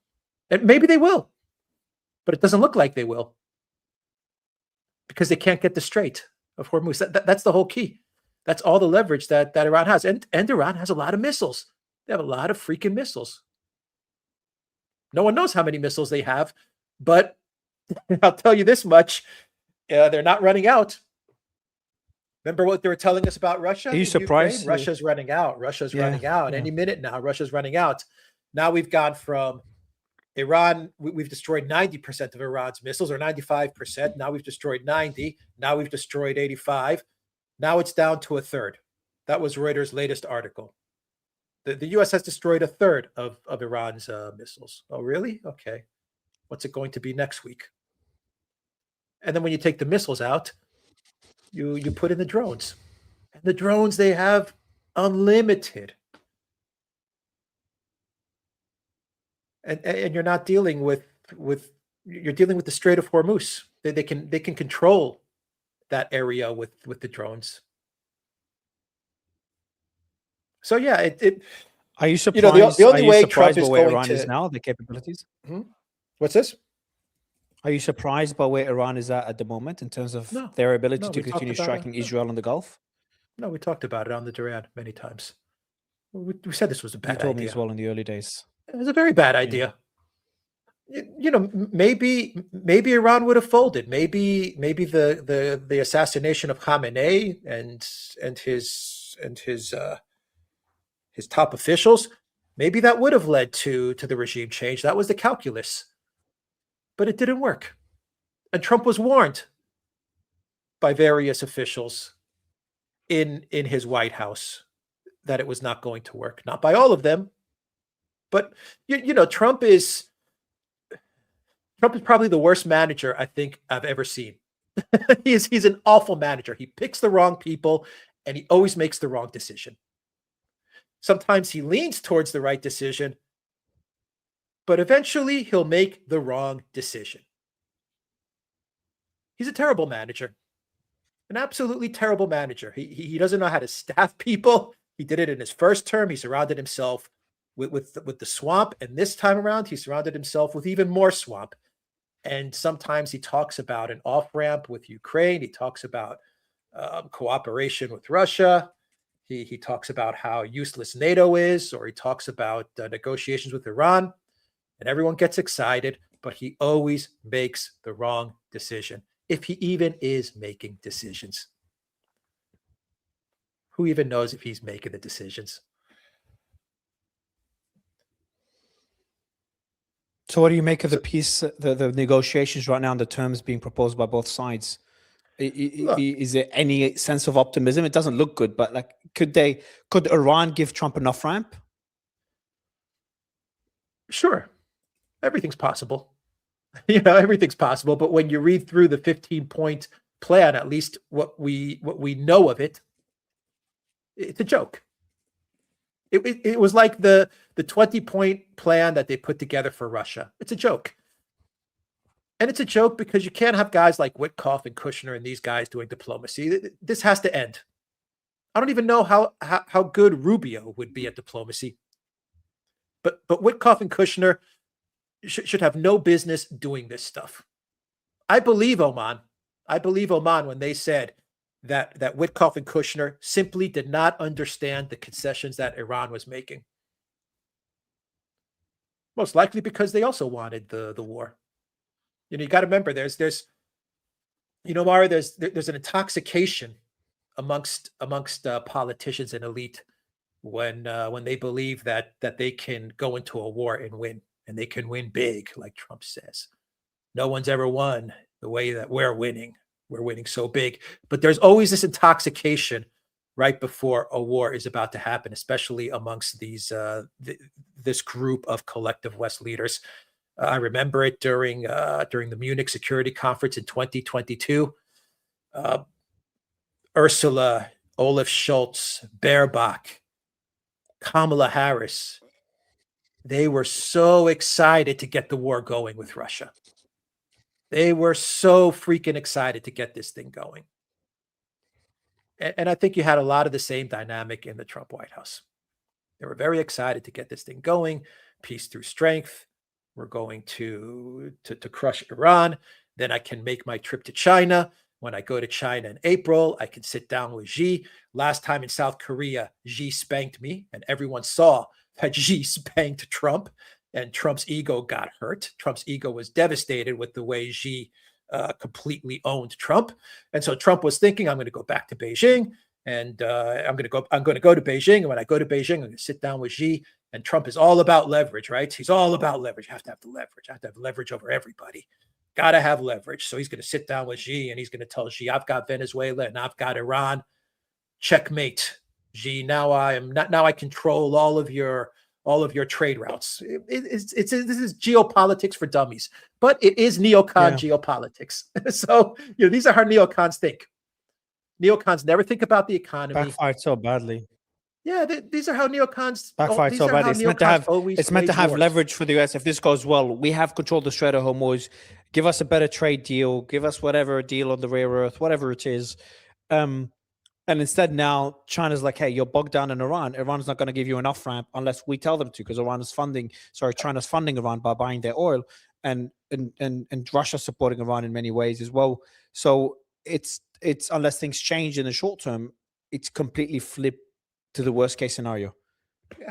How about they just go back to what they promised in the campaign and what they promised in their first couple of weeks when they were in office? Even Marco Rubio said that we need to work towards a multipolar world. Why don't they just go back to that? Why didn't they just execute on that? The United States is a superpower. Most likely it will be the lead superpower for the next 5 or 10 years. Why not work with China? Why not try to find a way to coexist? You don't have to be buddies. You don't have to be friends. But why do you have to try to choke them off? Or why do you have to try and dominate them? The same goes for Russia. The same can be said about India. But that's not the way the neocons think. For the neocons, it's all or nothing. And unfortunately, the neocons, what they always do in a war, what they always do is they never think about everything else. They never think about all the things that can go bad. They never think about these things because they don't care about these things. And they don't care about these things because they're never held accountable for the fuck-ups that they make. They're never held accountable. They weren't held accountable in Iraq. They weren't held accountable in Syria, not in Libya, not in Afghanistan. They're never held accountable. The reverse happens. They get promoted. Trump is now golfing with Lindsey Graham. Lindsey Graham was trying to bury you in your first term. And now he's golfing with him, and he's taking foreign policy advice from Lindsey Graham. So, look, it is what it is. Here we are. Let's hope we get a negotiated deal. Let's hope that it's not this 15-point peace plan, because the 15-point peace plan, it was written with crayon. That's how dumb it is. It's beyond dumb. It's high school level diplomacy. It's high school level negotiations. Let's hope they have something more substantive, something which can actually lead to a negotiation. And what we've been given is just a troll or something, or they're just fucking around with us. But I don't think so. I don't think so, because I look at how they handled Ukraine, and they did the same exact stupid stuff with Ukraine and Russia. When Putin in Anchorage agreed to a deal, I mean, they had a framework. And Trump was on board. What does Trump do? He goes back to DC. He starts listening to the Europeans. He starts listening to Lindsey Graham. He starts listening to all these neocons, and he walks everything back. So, this is the path we're on. I hope there is a solution. I hope there is a negotiated settlement. I don't see it personally, but I hope I'm wrong. Is there any scenario where, so let's go through the demands by the US. Dismantling the nuclear, let's go one by one. Dismantling the nuclear facilities, the Iranian nuclear facilities, and getting rid of their enriched uranium. I think for me that's possible because they were agreeing to it in some form before this war, more than what the JCPOA included, according to the Omani foreign minister. So you agree that Iran may concede on this particular one? Look, I think there's room for concession, and they have conceded on various points when it comes to the enrichment to a certain degree. I mean, even Oman said it. Even Oman said that Iran made concessions. You can bring in Russia. They can handle the uranium. They can safeguard the uranium. The off-ramp, Mario, to all of this is Russia. Russia is the off-ramp. Russia is the way to get out of this mess for the Trump administration and for all of us, because Russia can How? speak. What do you mean, like doing an off ramp with Ukraine? Look, Oh, well, as a facilitator. Russia can speak on behalf of, first of all, it's a superpower. It's not Oman, right? So Oman can only carry so much weight, or Qatar, or Turkey, or UAE, whatever. If these countries mediate, okay, they can mediate, but they don't carry the weight that Russia, United States, China has when they sit down at a table. So Russia being there would lessen the chances of any kind of Trump trickery. The United States would have to take the negotiations more seriously than when they're just sitting down with Oman. And Russia is the one country that is at the moment speaking with the United States. They have some sort of a communication with Witkoff, with Rubio, with Trump. It's not the best, but it's there. It's not what it is with Europe, where they're not talking. At least Russia and the United States do have some dialogue. Russia has the partnership with China. Russia's a part of BRICS. Iran is a part of BRICS. Iran has dialogue with China, and Russia can also speak to Iran. And Russia knows the nuclear issues better than any country. When you're talking about uranium and all of these nuclear issues, there's no other country that knows it better than Russia. And they have the most experienced diplomats to handle stuff like this. I mean, they'll be able to do this the right way. So, I mean, there is an exit. What I fear is when the boots hit the ground, I fear that's going to be the point of no return. Do you think they will? That's how it looks. That's how it looks. We'll see. That's how it looks. You don't send troops there for nothing, do you? Yeah, there's troops that just arrived yesterday on the Tripoli, on the USS Tripoli. I think about 3,000 troops. Yeah. What about the there's one of the requests that the US has. That one for me just sounds ridiculous, and that's capping Iranian's ballistic missile, it's not stupid. range. Yeah. That's understandable. Iran's agreed, but the quantity of ballistic missiles, they're only deterrent that they have. It's all a no-go. The biggest deterrent. It's all a no-go. It's basically the United States saying, we want you to disarm. We want you to disarm because we're going to come after you at a later date. What country in their right mind would give up their missiles if they had any? I mean, if a country had missiles, ballistic missiles, whatever, cruise missiles, doesn't matter. Why would they give it up? That's their deterrent. That's their defense mechanism. I mean, no country would ever do that. No country would even entertain the notion of giving up their missiles in that way. Yeah. So I mean, that's a no-go. Iran is requesting to continue having control of the Strait of Hormuz. You'd agree that this, and to the removal of American bases, you'd agree that these are also extreme demands on the Iranian side as a negotiating position, a starting negotiating position. There is no way that the US will concede, and the Gulf nations, including Saudi, will accept Iran to control the Strait of Hormuz, or the removal of American bases from the region, at least in the short term. Would you agree on that point as well? It depends if Iran is winning, and if Iran believes they're winning and can win, then that would be the least of the concessions that Iran can exert. That would be the US getting off easy if Iran is holding up and is defending itself. And if they believe that they can come through this, then I think a demand like a toll on the Strait of Hormuz would have to be acceptable. I mean, look, before the conflict, the Strait of Hormuz was fine. There was no problems. Every ship was going through there. There was no toll. There was no fee. There was no issues. There was no problem.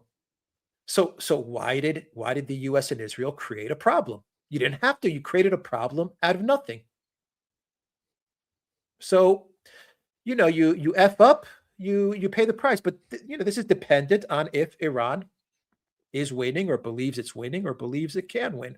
Then that's not an extreme demand. Now we want to get paid. That's all they're saying. We want to get paid now. That's all they're saying for ships crossing.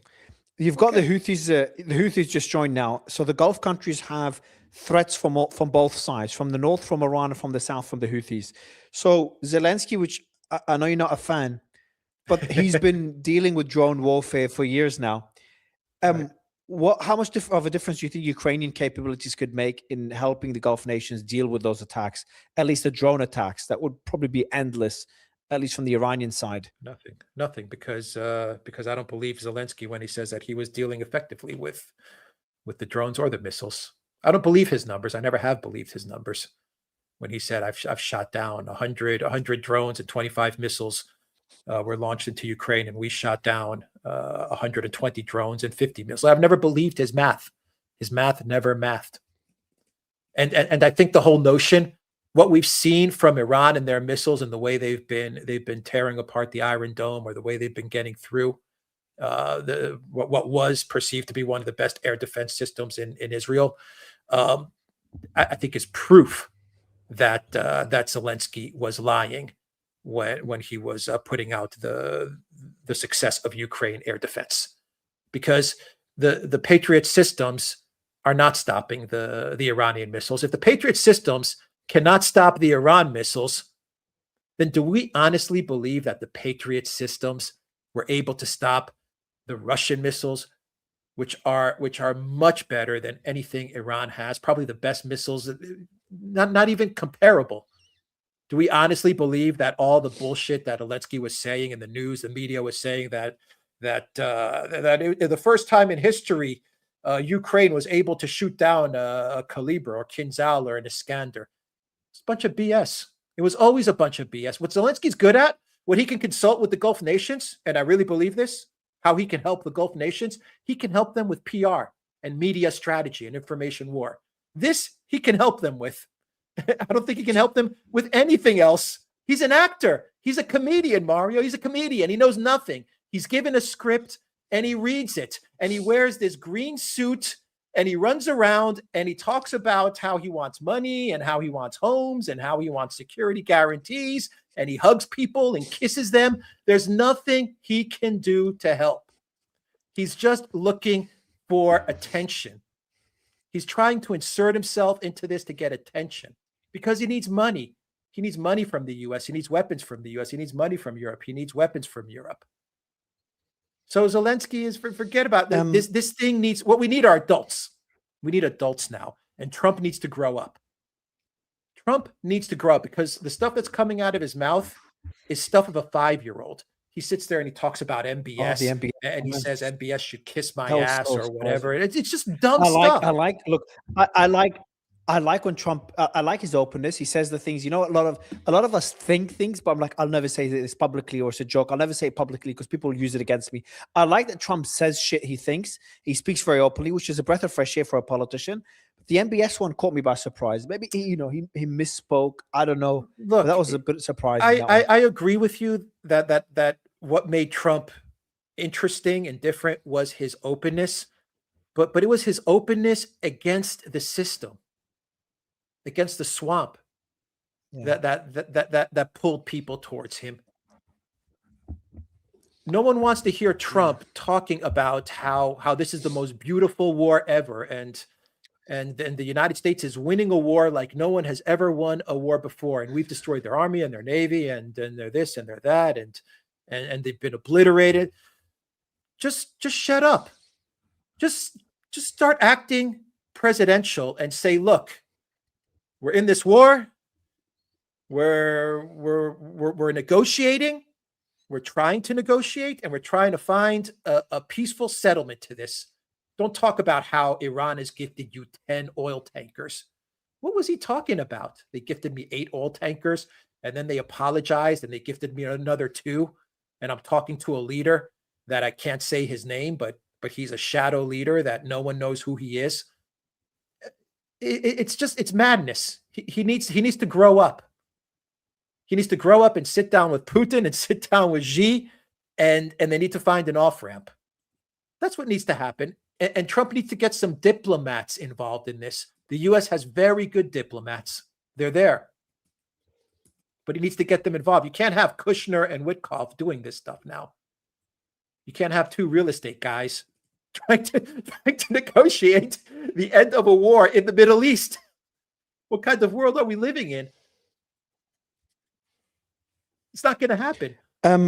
What do you make of the munition stockpiles? We've talked about the shortages back under the Ukraine war, and now the Tomahawk missiles, they've used hundreds of them, I think 400 or 500. They only produce 90 a year, the Americans, and that's putting aside air defense systems as well. How big of a worry is that, and how much could they sustain it? There's talks about Israel as well, preserving their more advanced air defense missiles as they're running out too. That was a report that came in today. It's a war of attrition. Yeah, it's a war of attrition. That's what it is. I don't know how much they can sustain it. I don't know how much they have. One thing's for sure, they are depleting their stockpiles, which were already depleted from Ukraine. So they're depleting them even more. And then they want to go take on China after this? Really? So, Trump should look for an exit before he puts boots on the ground. This is a bad idea. Even if they take Karg Island or this island or that island, or if they take all the islands, it's not just about taking the islands. You have to hold the islands. And then what do you do as you're holding these islands? What is the goal of holding these islands? You're going to what? You're going to gain leverage over Iran? Is that the plan? That's what they're saying. This gives us leverage. That's what Lindsey Graham said. It gives us leverage if we hold Karg Island. How so? You think Iran, it gives a shit anymore? This is existential for them. They don't give a shit. They'll fight. They'll continue. At least that's how it looks. It looks like they're going to continue to fight. How do you think this will impact the war in Russia and the negotiations that are allegedly ongoing there? Does that put Russia in a much stronger position? Oil prices are up. They're supporting Iran. The US is looking for an off-ramp in Iran by the looks of it. Russia could offer that off-ramp. Putin's in a pretty good position. Europe is desperate when it comes to energy. Well, Europe's not going to do anything because they're completely just stuck. They're stuck. They're not doing anything. They're not making any moves. They're useless. The European leaders are useless. Yeah. Russia is going to, as far as the war goes, my belief is that Putin has given this to Gerasimov, the military. They have a plan, and they're going to continue to execute on that plan. That's my belief. I don't think they're going to let anything good or bad or whatever's going on in the rest of the world. I think they're going to try to not let it affect the plan that they're trying to execute. Now, from a diplomacy standpoint, if Russia is brought in to try and help get an exit from this conflict, sure, Russia's going to demand things. Absolutely, and it's their right to demand things. That's the way it works. But what's more important for the United States or for Trump to get out of this mess, to preserve the standing of the U.S., to not take us to a global economic meltdown, to not have the GC countries melt down, or protect Zelensky. It's a no-brainer, because there's a solution with Ukraine as well. The deal with Ukraine that was discussed in Anchorage also preserves Ukraine as well. So there's a lot of different off-ramps to all of this. Sure, concessions will be made, but that's politics, that's diplomacy, that's war. So, Putin, in that respect, yeah, he has got a strong position. As far as the price of oil, Putin has already said, he's already been very clear with the price of oil. It goes up, it goes down. So as it's going up, it is what it is, but let's not expect that this is going to be a permanent thing. And just as easily as it can go to 150, it can easily go back down to 50. So I also think they have their economic plan as well. Do you think that we could see a convergence of these wars? I asked that question to Glenn. China's reunification with Taiwan is imminent. No idea when that will be. Now, whether it will be peaceful or not, we'll have to see what the circumstances point to. Because one could argue Taiwan now is worried about the likelihood of American military support or the capabilities of the American military with the munitions so depleted. At the same time, they've been stocking up on military equipment as well. So it's difficult to see what Taiwan will do. But the one argument could be that if this does become a prolonged conflict with troops on the ground, there's never been a better time for the US, for China to invade Taiwan. That was talked about even before the Iran war, with the US stretched thin with Ukraine. Now add Iran to the mix.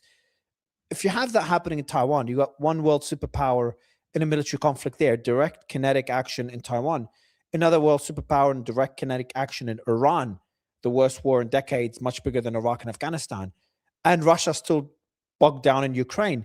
You've just got the world's three biggest militaries, all nuclear armed, in a direct war. Well, is that something that worries you and Alex on the Duran? That that this escalated to something bigger? You have the United States bogged down in Ukraine. You have the United States bogged down in Iran. This is the problem. This is the problem. The United States is bogged down in these areas. The fear that I have is not China, Taiwan, or Russia, Ukraine. What we should all be worried about is this war escalating to a point where it becomes existential for all parties involved. Because if we get to that point, then there is a very real possibility that we could see nuclear weapons used. And I'm not saying on the US's side, on the Israeli side, it's a possibility. If they feel as if there's a lot of scenarios that we can game plan, Mario. Let's say the Israelis feel as if the United States is trying to walk away from this, and they don't want to be left with Iran and suffer a defeat to Iran. They could feel as if the United States and Israel could feel as if this is the entire Western hegemony is riding on this. And maybe the US will say, you go ahead and use a nuke. We won't do it, but you guys do. I mean, there's all kinds of different scenarios that could play out here. And especially when I look at someone like Trump, and definitely when you look at someone like Netanyahu, these are not the most stable guys in the world. Trump is not stable. That's why I say he needs to grow up. Someone needs to sit him down and figure out what the hell's going on with him. Because the stuff that's coming out of his mouth is stupid. And Netanyahu, we don't even need to get into the details of Netanyahu. So, I mean, you're not dealing with mature level heads here. You're not dealing with responsible statesmen. And so the fear, I'm not worried about Russia, Ukraine, and China, Taiwan. What I worry is that this thing gets to a point where it becomes existential for all parties involved. It's existential for Iran. So because it's existential for Iran, the best solution is for the United States to let it go. You tried regime change. It didn't work. Let it go. Make concessions. Trump will go back to his base and he can talk to them and he can say peace through strength and MAGA and victory, and they'll be a part of his base. They'll believe anything he says. Yes, he won't do well in the midterms. Maybe 2028, the Democrats win, but there's still time. We still have 3 years. So that's the best solution. That is the best solution. And bring Russia in. Bring Russia in. They can figure this thing out. And you know what? While you're at it, go back to Anchorage. Yeah. There you go. That's the whole thing wrapped up. What happens if look the things that we've predicted to happen, especially the good case scenarios, are not happening. We're talking about now this potentially forcing Putin and Trump and Europe to wrap the war in Ukraine up earlier, and bringing Russia potentially as a mediator in the Iran war. Trump is trying to act as a mediator in the war in Ukraine. Russia could do the same thing in Iran in a way. But could something else happen? What if the US continues to double down on their support for Ukraine, and Europe continues to double down with that support and drag Russia into a prolonged conflict? Sure. There's talks as well of people saying there's protests, but people always say there's protests in Russia.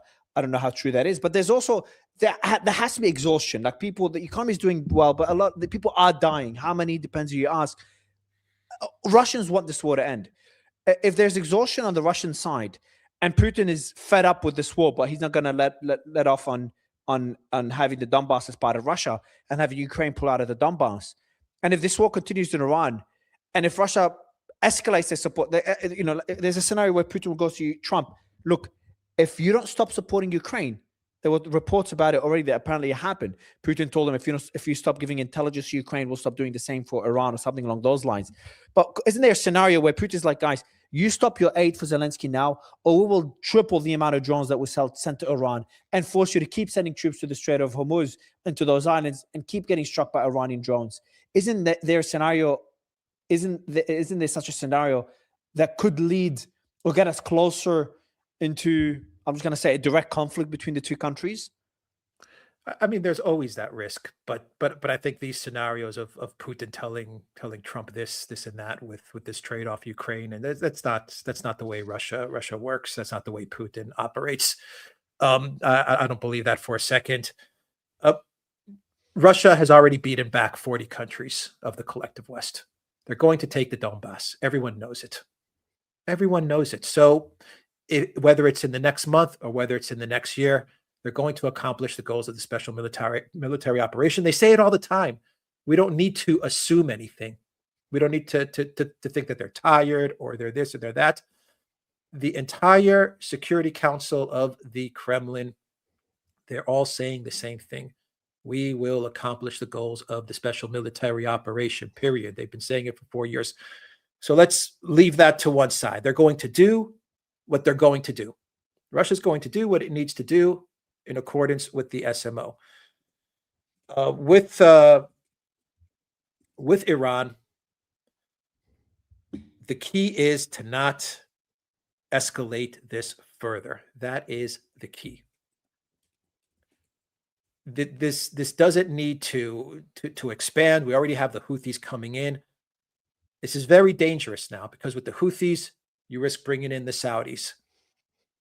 So the best thing to do for the Trump administration is to bring in Russia, to go back to the JCPOA, and to find an off-ramp for this. It's the best thing to do. Everything else is this scenario and that scenario. There's a lot of things that could play out. War is unpredictable. But as far as what could happen to Russia or the Europeans are a non-entity. I wouldn't even factor the Europeans into it. No one cares about the Europeans. No one's asking opinions of the Europeans. I saw, Alex, I was with Orban. I was interviewing him a few days ago, and he literally said it as a part of the EU. He literally said, Mario, I don't think the Europeans have any say in this. I'm like, fucking up for you to say it's part of the European Union and NATO. They weren't at the table in Alaska. They're not at the table. They're not influencing Trump, and they're vassals. They're going to take their orders from the United States. So we should also forget about the Europeans. This needs the big powers. The big powers need to sort this thing out. That's what it needs, and the big powers need to convince Trump enough. And the GCC countries, my advice to the GCC countries is learn from the Europeans. Don't go down the path that they went down. Because this is your region. This is your area. Tell the United States stop. Tell Trump stop. MBS should tell Trump stop. The reports that we're getting is that MBS is egging Trump on. MBS should be like, no, stop. You think that's true? You think that's true? That would be crazy. I don't know. But that'll be Saudi knows the Houthis are there. If the Houthis join, Saudi's in a lot of trouble. But they're not vocal about this conflict and telling the United States enough. They need to say this. They need to fly to Washington. They need to fly to DC, all of them, and they need to sit down with Trump, and they need to sit down with Trump's team, and they need to tell all these guys enough. You're wrecking our countries. You, not Iran, you're wrecking our countries. You're doing it. So enough. Let's end this thing. Because they are getting wrecked. They're getting wrecked. And it's a shame. They shouldn't, we should not be coming to this. So, but they can't do the thing that the Europeans did, which is just to agree with everything the United States says, and then to just continue to put your foot on the accelerator in some belief that if you put more force and more pressure, Iran's going to fold. It hasn't worked. They're not folding. So, yeah, the goals have not been accomplished, whatever those goals were. The regime change didn't work. Okay, pack your bags and can't believe that was on. even an option. There is no way regime change was actually a scenario they considered feasible. There is no way. No, come on. that's what they wanted to 100 do. years of examples of this failing. But that's insane. Like 100 years that of is this all the showing that it doesn't neocons work. know. You just But Mario, that's all the neocons know. It's always regime change for them. Everything is a hammer and nails. It's always regime change. Whether it's Iraq, whether it's Libya, whether it's Syria, whether it's Russia, it's always regime change. Always. Whether it's Ukraine in 2014, it's always about regime change for them. And it never, ever, ever works out well. It never works out well. Yeah.